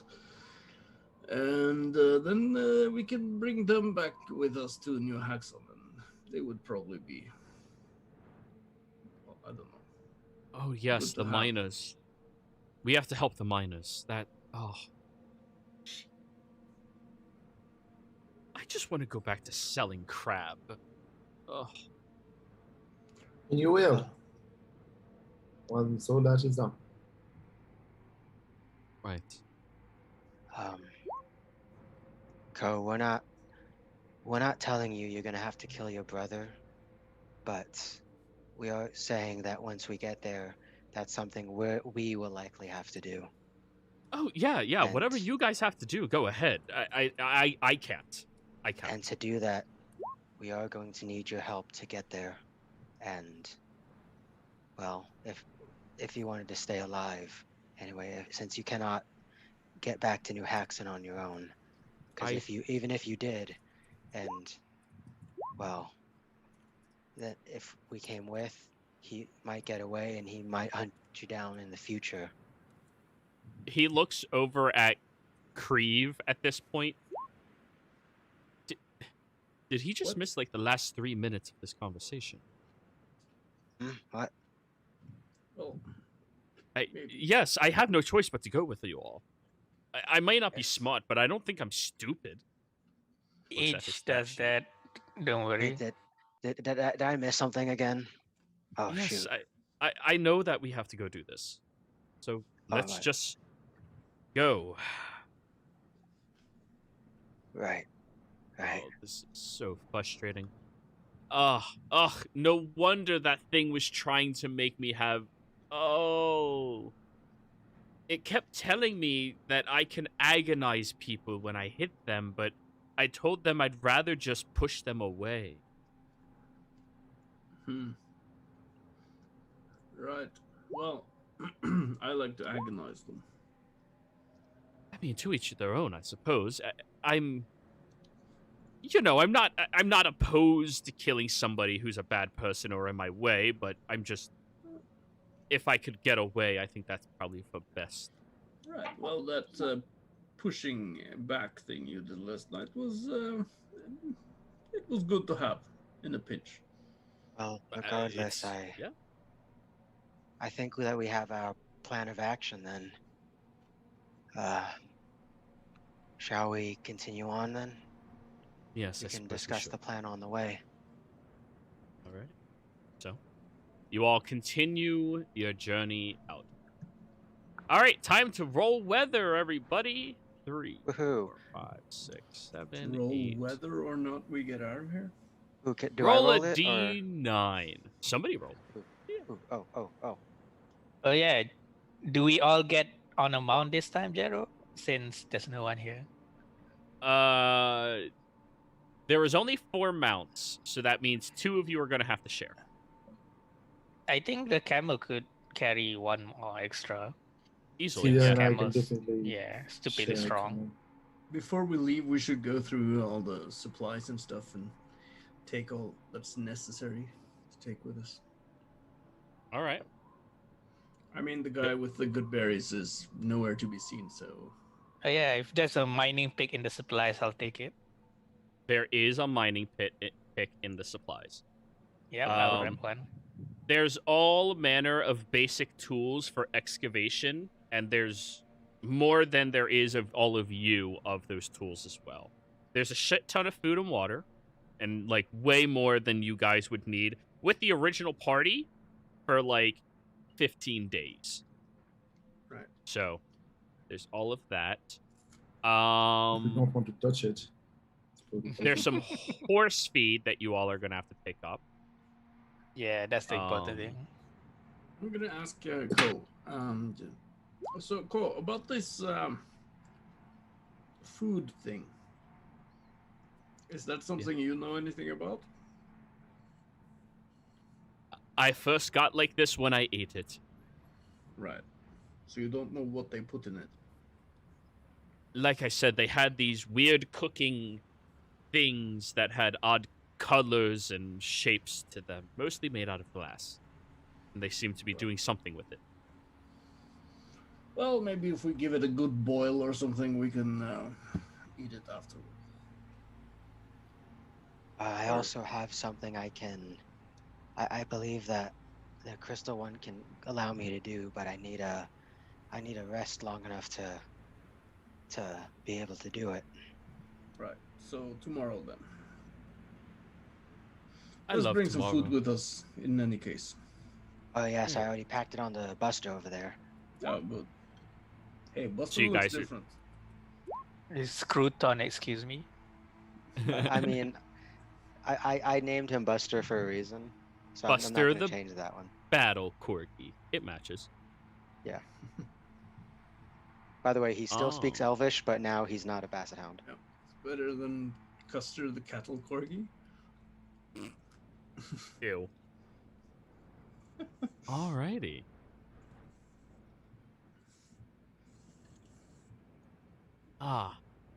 Trying to find this thing. There we go. There we go.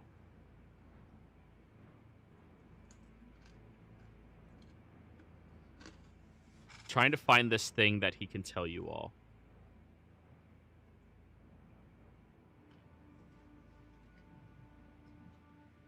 And one thing too that Rourke might probably ask while we're traveling is the place that we're going, is there like an overlook that we can use to scout out the camp or whatever it is, the dig site, without being seen possibly? Unfortunately, unless you all go into the Penumbra Range, which has its own dangers involved with that, it's just mostly a flat landscape out here. Lustrin Zeth. That was the noble's name. The person that was working with my brother from Tal'Dorei. Never heard of him. None of you are from Tal'Dorei, so none of you have ever heard of him. Nope. I've only traveled to there once and didn't bother learning about it. Yeah, And yeah. Sally is a bard. Not the right bard.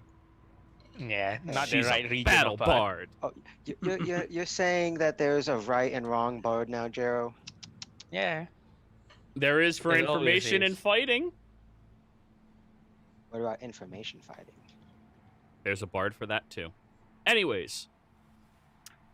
Yeah. Lustrin Zeth was the man's name. Anyways, let us go off. Alright, so who's going to pair up with what's his face? Ko, and who's Ko. going to pair up with Kale? Didn't you say we have 4 camels now? 2 camels, 2 horses. Right. Rourke doesn't mind pairing up with someone.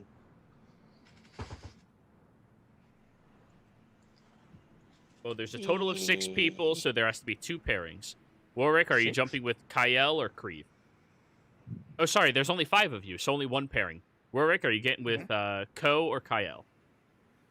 I think probably Ko actually, because Ko looks like he still needs like that sort of emotional support right now, because he literally just woke up from a traumatic thing. Very well. So you all begin taking out. As you are traveling across this landscape, the wind and the desert begins to slow down considerably. Please mute yourself.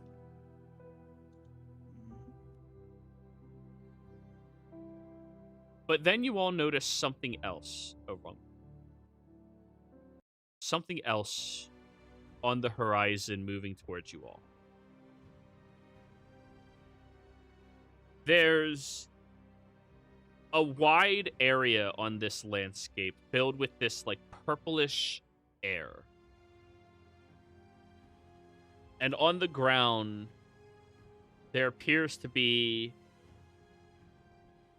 a large blanket of fungal growth, and the spores seem to all be pushing into the air around it. I've never come across this.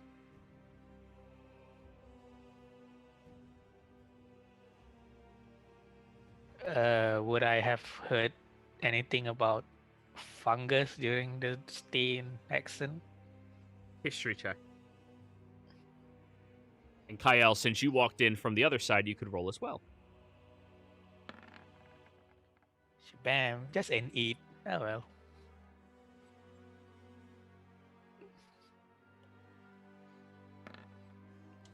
Can I roll a nature to see if it reminds me of anything? Sure can. Can I roll an insight to see if it means us harm? I swear. You could roll a nature to see if it means you harm. Nature fungus. Warwick, you have yet to come across anything in this landscape that didn't seem to want to hurt you. And that is the only thing you can tell. Kree, 4. That definitely looks like fungus and spores. Kyle, this is a toxic fungus colony.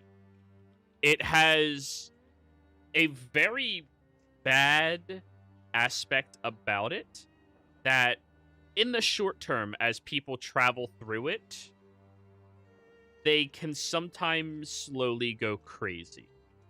However, once they start breathing normal air for a period of time, that craziness can end. But it is a very, very inconvenient obstacle. It's not something that will physically harm you. It's just something that will make you a bit more dangerous.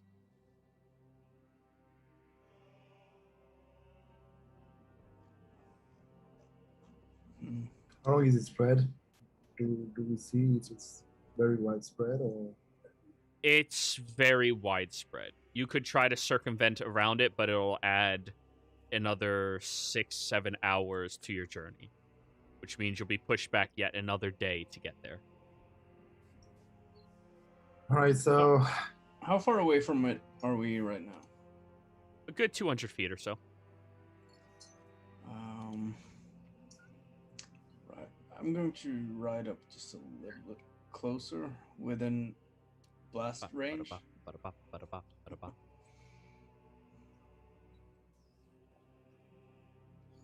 and would I know what kind of like effect would it be? Like if it's fungus, I would assume it's a disease, poison. It's a madness effect. It's a madness. Okay. And when I get up to like 120 feet, we could try burning it, maybe. Well, Shouting back to the high density of powder causes an explosion, so it probably worked.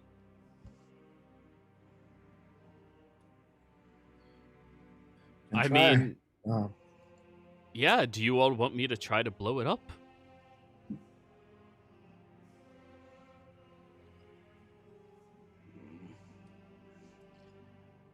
Hang on a little bit, and I'm going to get off the horse or camel or whatever I'm riding, and send it back to the rest of the group. And then I'm going to go prone and like just get some little bit of cover and try and cast a firebolt at the the fungus from 120 feet away. All right, roll to hit. Bolt or fireball? Bolt. Starting small. Alrighty. It flies out over there and then collides with the ground itself. And you do notice some bits of the fungus begin igniting into flames, and it spreads a little bit before it snuffs out. Now, perception checks, everybody. Everybody. Oh boy, my favorite part of consequences. It looked like it worked. Ooh, 22.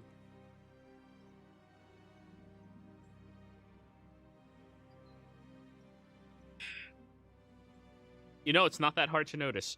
Krieve, Kyle, Celia, all three of you get it. When the firebolt collided with the area, it ignited some of the pollen, and it did disperse it into the outer area, but it also destroyed the core of the fungus that lies on the ground. So doing this will cause it to expand its radius temporarily, and how far it'll expand is probably relative to how much you're burning at once. But then it will destroy the fungus.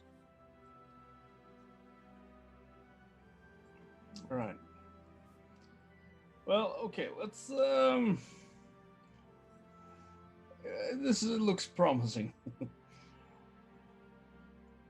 You guys step back a little bit. How far is a little bit? In this Well, I case? don't know, maybe 600 feet. That's a little more than a little bit, but I mean, Well, it's less than a lot of bit. I mean that could be considered a lot of bit. It's all relative. I'm walking away. So I'm Nice. going Right to up, Cal. I'm going to fireball the entire place. Okay, so just look out. oh, you can do that Yes. as well. Oh well, if you can do it, then go ahead.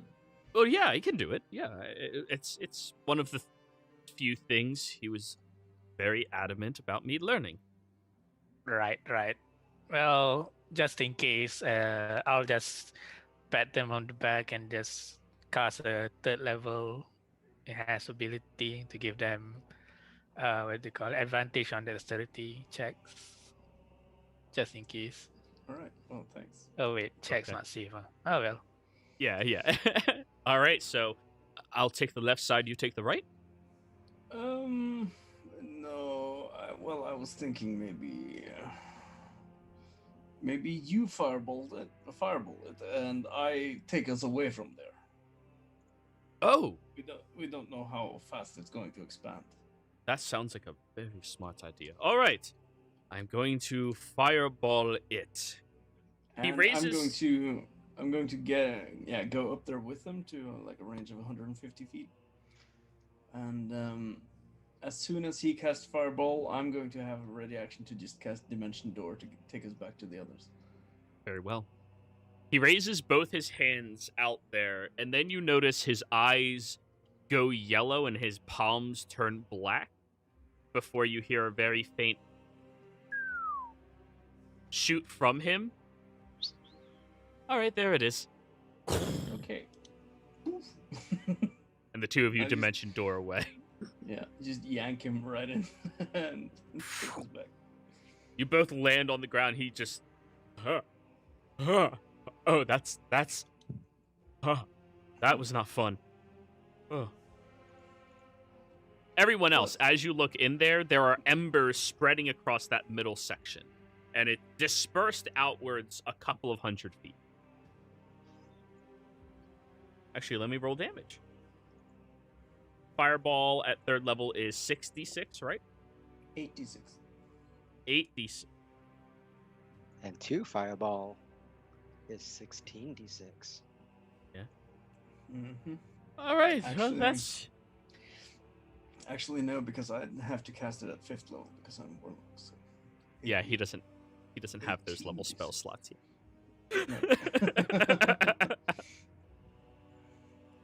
All right. So that looked to do it a little bit. I guess we do it again.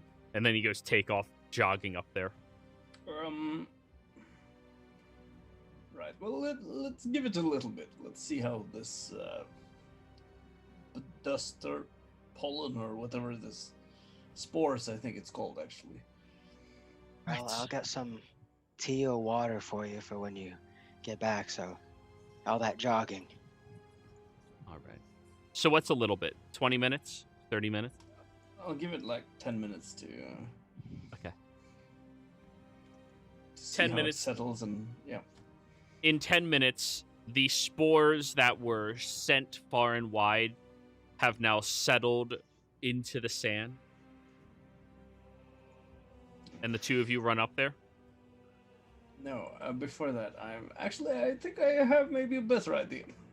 And I'm Yeah? going to sit down and conjure elemental and conjure up a fire elemental.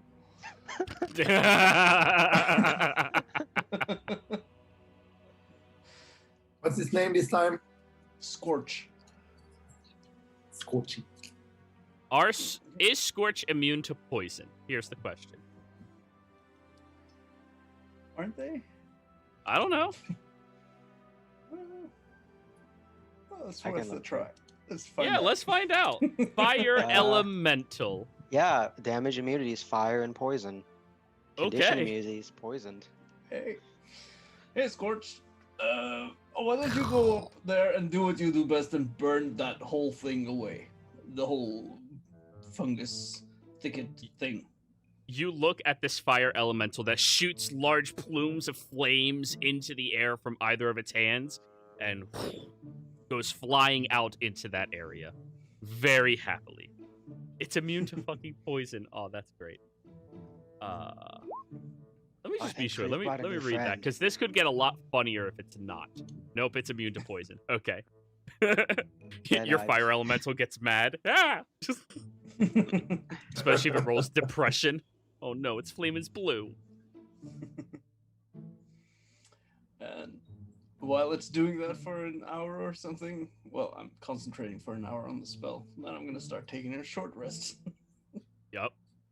And you all watch in the distance as Scorch is flying around, shooting large plumes of fire all around it and scorching across the landscape itself very enthusiastically. And do any of you understand Primordial? I'll ritually cast comprehend languages during the short rest. Why not? Can It's I comprehend- insight check to get the feeling of what Scorch might be feeling right now? You can absolutely do that.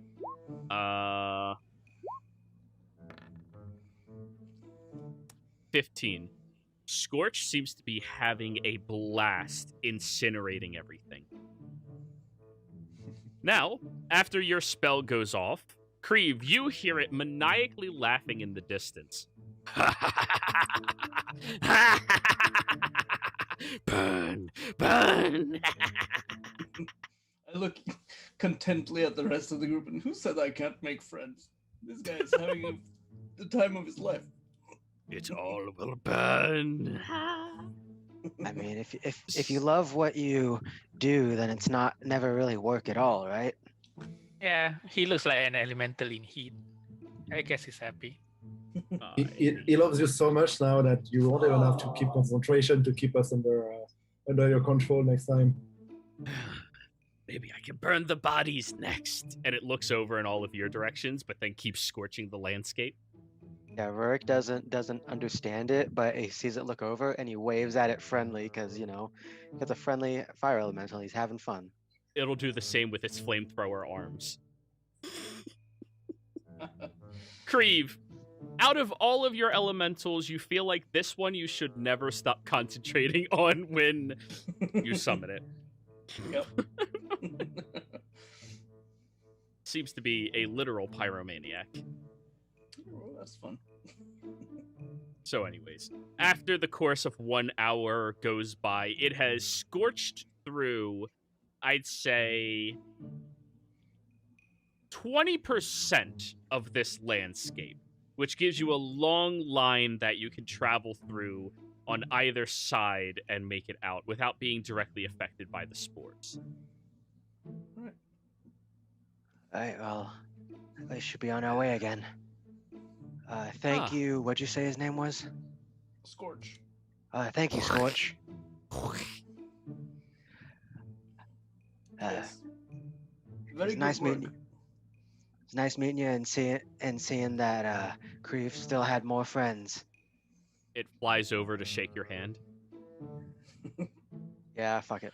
Rorik will quickly shake it. You suffer 4 points of fire damage. Haha. 10 hit points. Yep. And it bursts into embers going away. And Ko looks at you and just, that thing was terrifying. I know, right? I mean, a little bit, but you can't always judge beings by their appearances. What about the fucking words? Well, I mean, that some, you some enthusiasm is warranted, you know. It wanted to scorch us. Yeah, but it didn't. Wait, it did? Yes. Oh, It so wants that's to why he's scorch called Scorch. everything. That's just what they do, you know. Huh. It's why his name is Scorch. You all are terrifying people. I'm glad you're my Friends? Okay, friends. Good. I'll take it. I'll take it. Yes. He looks very worried at you, Creve. It's alright. Creve likes to make jokes like that a lot. Yes, quite a lot. Okay. So I guess we start traveling again. He climbs behind you, Rorik, on the camel. Congratulations. Onwards. One 5th level spell handled this encounter today. It did slow you down by an hour and some Right. change, but, you know, that's a lot better than 7. Yeah. Alrighty. And I love the madness table, too. It's fun. Yep. I wanted it to happen. You should have just walked in there and gone like, I'm fine. Yeah. So anyways, you all travel through the open expanse, looking at the toxic fungus colony that is on either side of you, and looking at the scorch marks as there are now small fragments of glass lying in the sand. Get it? Because sand plus a lot of heat turns into glass. Yeah. Yeah. It's quite a reflection upon what happened. Buster, be careful of any corners. They may be sharp. Buster picks up a large shard of it and like tucks it into its back pouch. It's a You know, Buster souvenir. can- Okay, there it is. Oh, all right. If you say so. Yeah. You all are very strange folk. Alrighty then. So, you travel through there, and luckily, 8 hours worth of traveling. Do you push that extra hour to make it over to the safe house? Sure. Yeah. Okay. Then for that one final hour of traveling, I need con saves from everybody. DC on this is 10. You're near Rurik, so that helps. Yeah, Maybe. you guys could all be close enough to be within 10 feet. Yeah. They just have to put you in the middle. Right. Is Rorik the only one who fit? You got a +4, Creve. Yep. I mean, Rurik's old too. Pushing on that one final hour is just so cumbersome. You suffer a level of exhaustion. Yeah. Flavor-wise, though, he fell asleep in the saddle.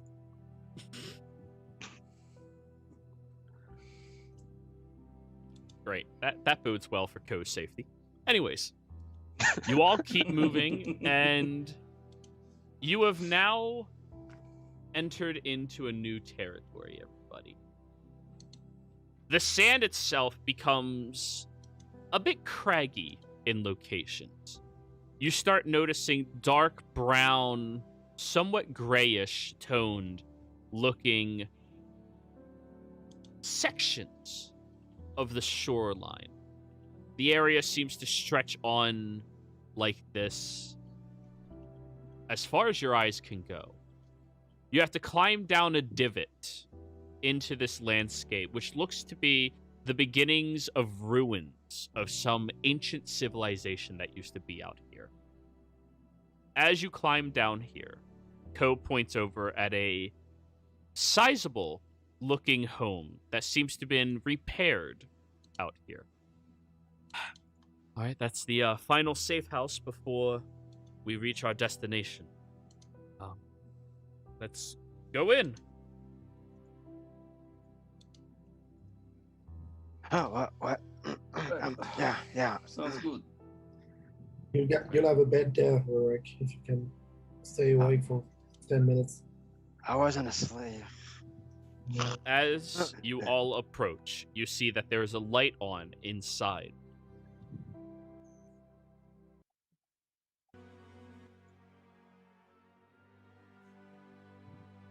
Just a little light. Maybe a lantern. Someone Celia. is waiting for you. What's up? What about you and I go and check out? What do we- We could do it this way. Kale, you do your invisibility thing, and the rest. Well, if Sally, if you can do it too, do that, and then Ko and I and Creve will just begin our approach and see if they're friendly, and if they're not, well.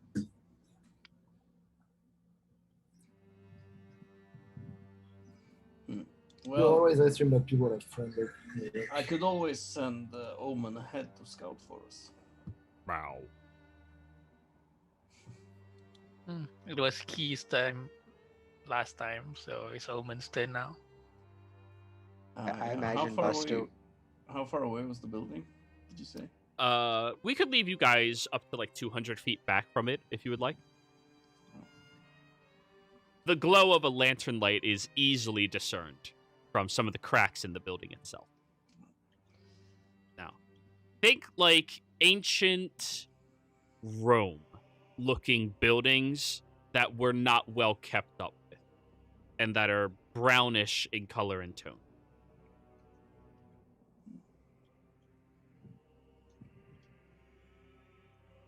All right, I jump down the camel. Celia, or then someone's coming with me, or Yeah, it's like a plain with nothing else here, I assume. There's a few Yeah. buildings. There's a few Okay. buildings that you could hide behind on the way up there. In the 200 feet stretch that's buildings then. Okay, All let's sneak up on and I'll Yeah. use a bit of scouting with Omen. Do a bit of Alrighty. scouting. I would like a stealth check from Celia, Kyle, and Ohm. We just use session advantage just in case. Mine is fucking well at this point, right? Yeah. It's Is it- stealth is after it- all. is it nighttime? Well, I have advantage. It is nighttime. Yay, 28. Okay. I think cats should have expertise in stuff. Cats should have a lot of abilities that would make them very OP in D&D mechanic sense. Yeah. The way I usually do it is even if they fail, the worst that happens is somebody goes, shoo, get away. Like, Yeah. it's a fucking cat. Unless, of course, Yeah. they're a wizard who knows better.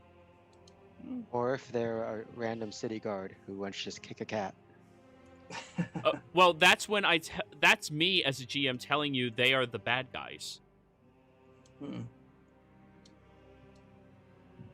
The moment a guard in a town assaults your animal, you have my permission as a GM to burn the town down.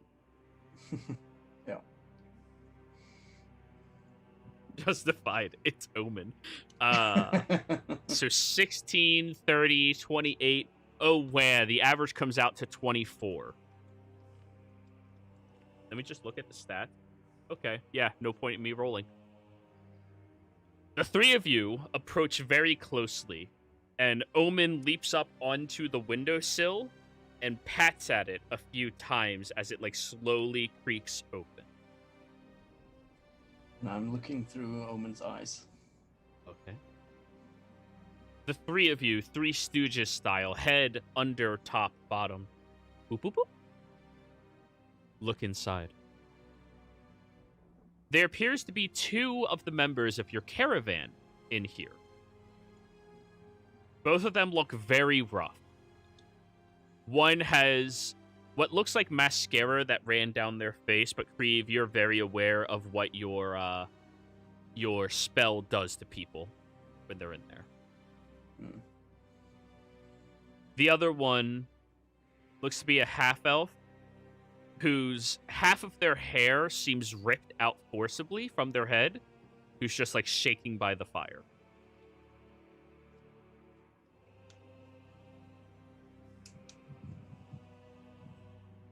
The three of you do recognize them from the caravan on your way up here. Okay. I'll just gesture towards Kale and be like, the gesture of throat slitting or no? I'll just Yes, sir. relay to Rurik and Ko what I'm seeing. Easy enough. Go ahead, Kyle. I didn't understand what Celia is saying. Yeah, basically, do we just kill them off or we just go back and come back here? Let's wait 5 or 10 minutes maybe to see if there is another one that is, I don't know, taking piss or whatnot. And then there is no reason to kill him. We have Cole, it's supposed to be the leader. Yep. Celia just nods approvingly and just try and look around if there's signs of like anyone else other than those two. Grieve, I think you can do this, I think, right? Tell Celia and Kale, if you can find them through Omen, that I'm gonna approach. Krieve, you hear none of that.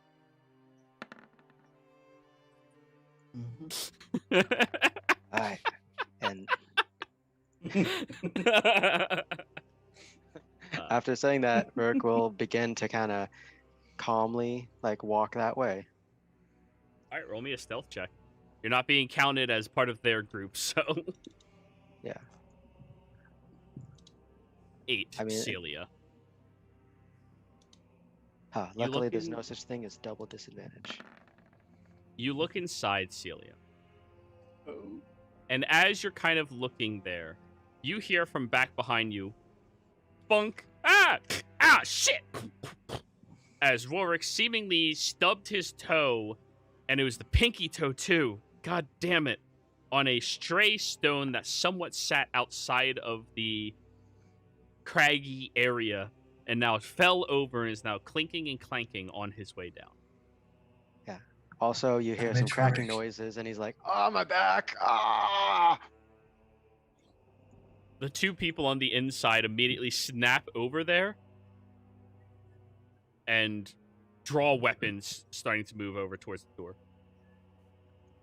Wow. Help! I'm falling, and I can't get up. Oh. I couldn't. I had to. Ko will go over and lift you slowly. Now, from the other side of the building, you see the two individuals storm out, run over here, one holding up a short sword and a dagger, and the other one holding up a compact bow, as they all look up the hill and they go, "Ko! Oh, Ko, you're alive!" And they both go over with, like, open arms towards him. Yes, Insight check. I am alive. Go ahead. Disadvantage. Yeah, that's tracks. Nice. Yeah. Aw, they care about Ko. Of course he's alive. He's the chosen one. Their attention snaps over to the person whose eyes is closed, but the cat's looking at them still. No, I'm going back to my own senses at this time. That's fair. That's fair. Oh, they both go over and like hug Ko, who like flinches and looks at you, Warwick, panicked, but then back.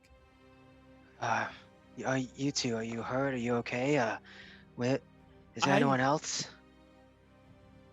The one whose hair is like ripped out, like grabs your face, Rorik.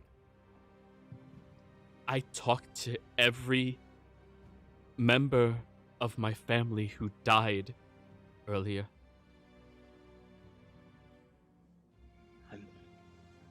I'm sorry. Did they say bad things, or did you find any closure, or?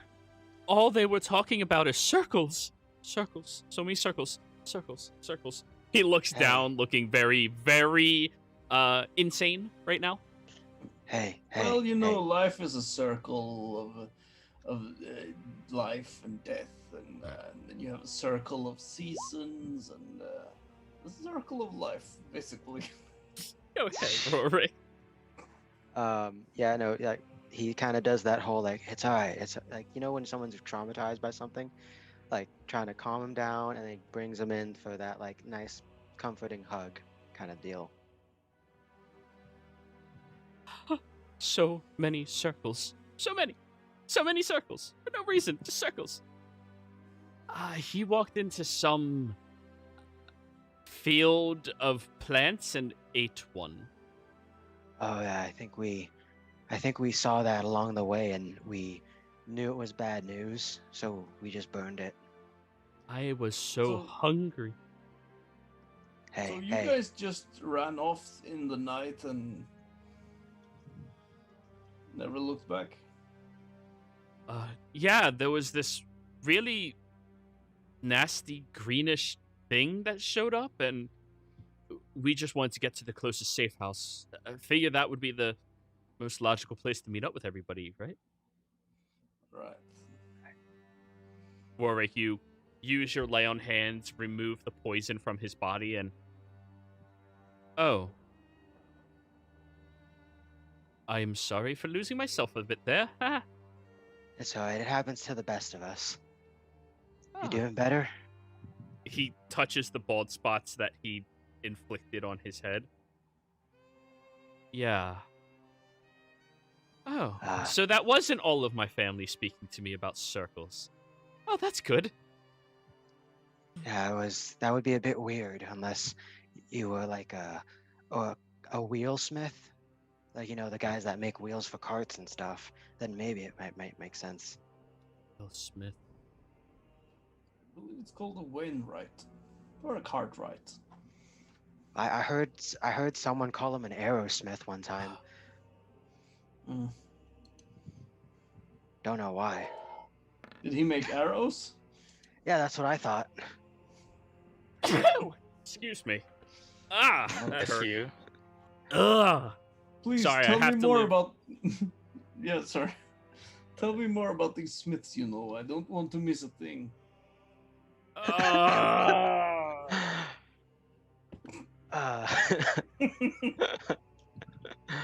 Oh, man. Alrighty, fuck you. Alright, so, Celia, as they're having this conversation, you head back on inside and start looking around. Now, this is a very humble-looking establishment to begin with, let alone that it is completely in ruins right now.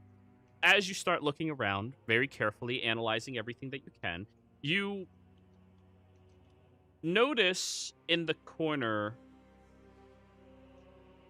a small mouse with red eyes, white fur. And the mouse, after you look at it, continues over up onto the table and starts eating a bit of food. Does it look like doesn't belong here? I mean, white mouse is you usually have it's not like- seen a wild animal since you have been in New Haxon. Monstrosities, sure, but no beasts. Buster and Omen do not count, obviously. Dang. All right, so no natural beasts. Have Omen roll athletics. I will grant him advantage because this is his natural prey. You know, does a mouse count as an object? Athletics, not just Yeah. a claw attack or something. Sure, I'll allow it to be a claw attack. Go for it. You have to hit the AC of the mouse. All right.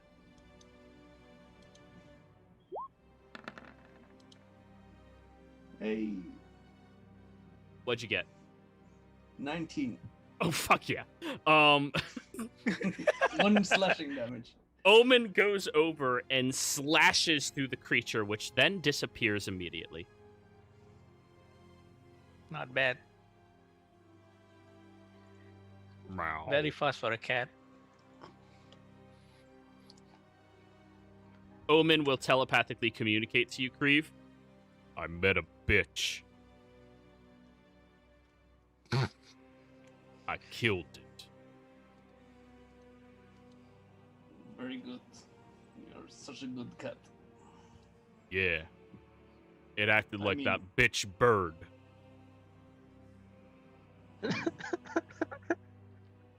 Right. You mean key? Yeah. Whenever it gets touched, poof. Hmm. I'm gonna look for more. Right. Well. Good luck. I will be here. That was not what I was going for, but thank you for the compliment. One of the most amazing rappers of all time. Like, anyways. Actually, at this point, he's just a good actor, right? Yeah. So, anyways. That's what he tells you. Oh, everyone, come on inside.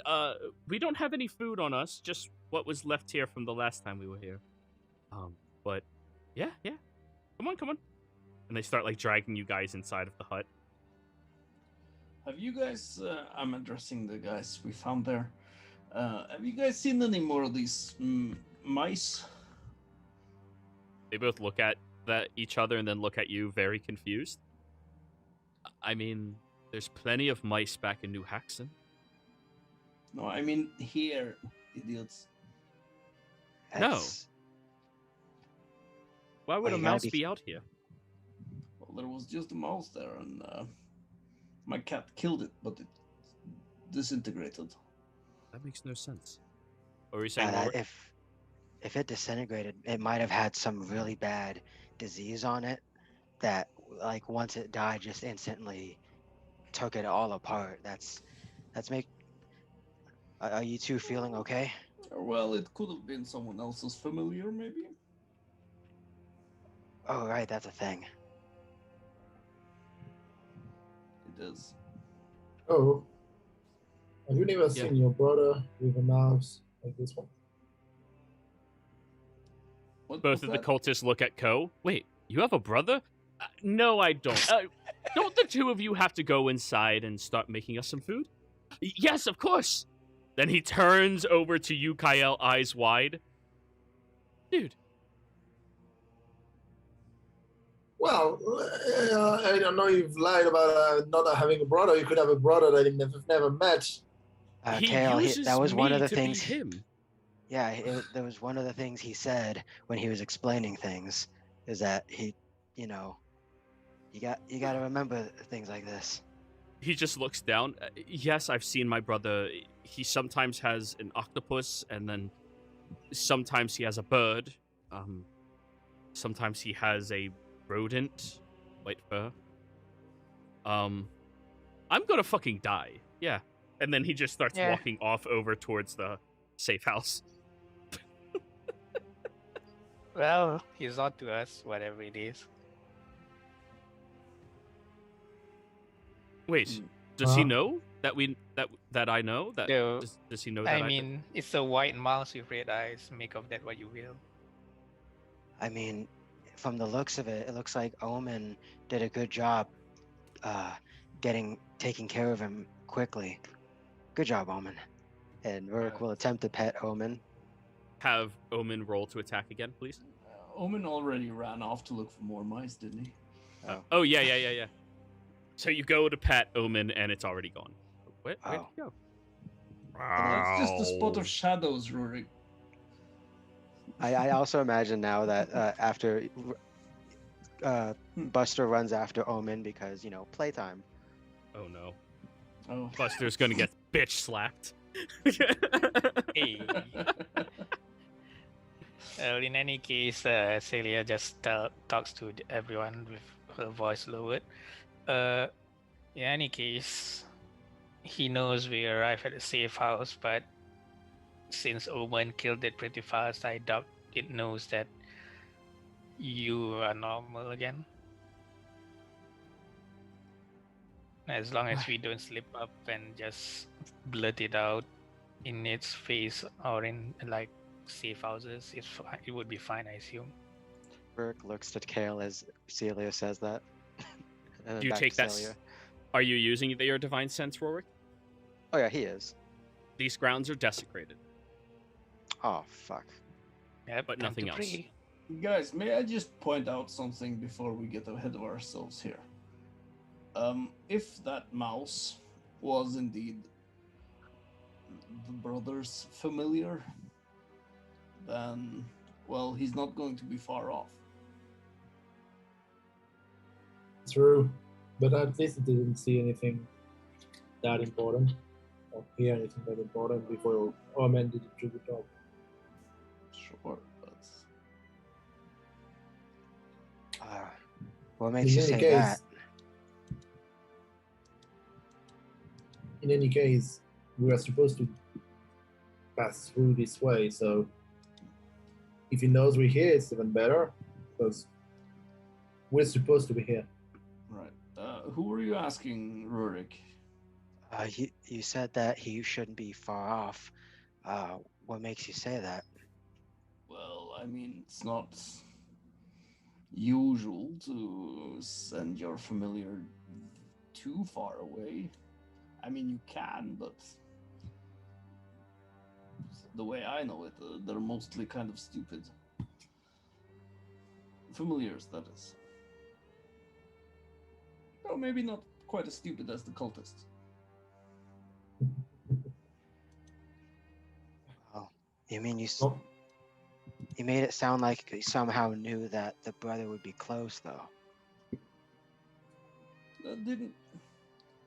Well, Cole, you did just say that your brother sometimes had a white-furred mouse familiar, right? Sometimes, whenever it seemed like he got a different one every few weeks or so, or whenever Right. we went to a different place. So, kind of like the white-furred mouse that just poofed away when Omen attacked the one that was sitting on the table right there. No, suppose. that's no. What I'm not, that's not what I'm getting at, Crease. The way you phrased it, the white mouse probably belonged to the brother, but what makes you think that he was close by? Because his familiar is here. because Chris, as himself a familiar, he knows that you can't maintain relationship with a familiar for such a distance. Right. So If either he would have sent his mouse with us throughout the trek over the desert and hope it didn't die to work as a spy. That could be done, I suppose, but I would more likely assume that maybe he's somewhere in the vicinity instead. Well, if that's the case, I'm just going to put a smile on and pretend like everything is normal. That would be wise. Creve, that's a good observation. Tonight, can you put up the dome? I always do. Oh yes, Thank you. that is something I need to learn how to do. He points at you, Creve. I need that in my life. That's a good one. Right. Well, maybe we can find you a new and better patron, and I'll show you how it's done.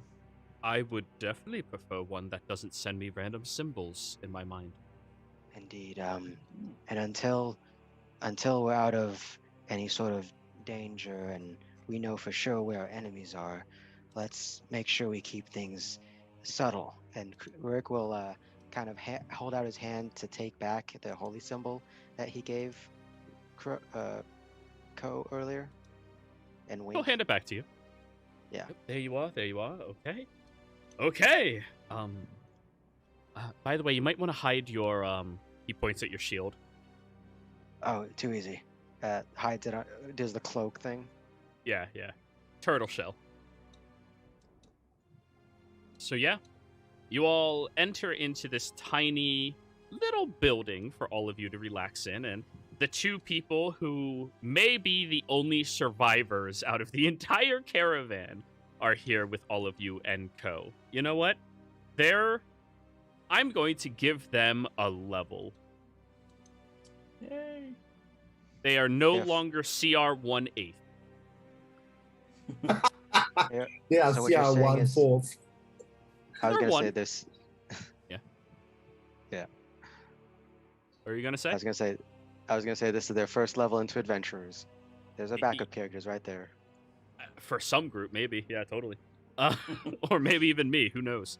So anyways, you all head inside, and Ko will put on the visage of being this wonderful influencer of the hand as he was previously, and the two others will eat it up obnoxiously, and through the entirety of the evening, you all relax while keeping your guard up a little bit, and then go to sleep.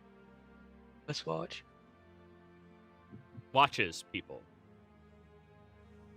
First the watch, first I'll two. take it. I'm going to summon Omen back to me, if he's still alive, and then put him. What on was watch. Omen's stealth check again? 16. Okay. Omen is still alive, and you bamf him back here as he seems to be licking some type of food off his teeth. Playtime's over. You're on watch duty. Good night. I pity the cat. That Good cat's old a Omen. dick. Yeah. But anyways. Yeah, I'll take that since Kale took the first two. Alrighty. So, Kale takes the first two, you take third, Omen takes fourth. Sounds good to me. And of course, you have the protection of the bubble. Omen, of course, after he was bamfed back. Who was third? Celia? Yep. Omen looks over at you. Do you speak Infernal by any chance? Absolutely not. It says a lot of words in Infernal and then lies down and goes. Or lies there on the balcony watching. Yeah. Mm-hmm. Buster, who's probably laying his head at your feet as dogs do, kind of looks up at you now and says in Elven, "I think he likes you," and then puts his head back down. Meanwhile, know I'm Elven. sitting here wondering what the hell are these two animals barking about. All of this wild animal noise up in here. Up in here, whole backyard.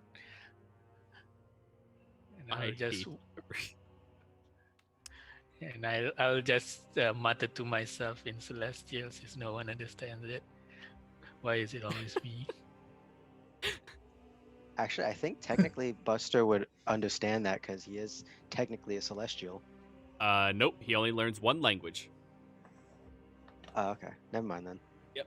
There is a small Yeah. balancing factor to these animals. Yeah. Otherwise, we Yeah. use them as translators to everything. Oh, hell yeah. I'll just pay more attention to the what do you call it? If there's like any critters that sneak in. That is or a great insects. idea. I wonder if you could use your familiar to technically just learn another language. Yeah, that's a good idea, honestly. Anyways, everybody, I think this is where we're ending the session. And when we wake up tomorrow, you all are going to travel a half day into Incanter's Rest. Players, we thank do you all get- very much. A long rest, yes. Players, thank you all very much for your time. Viewers, thank you all very much for watching. Hope you all had a fantastic time, and we will see you all next time. Goodbye.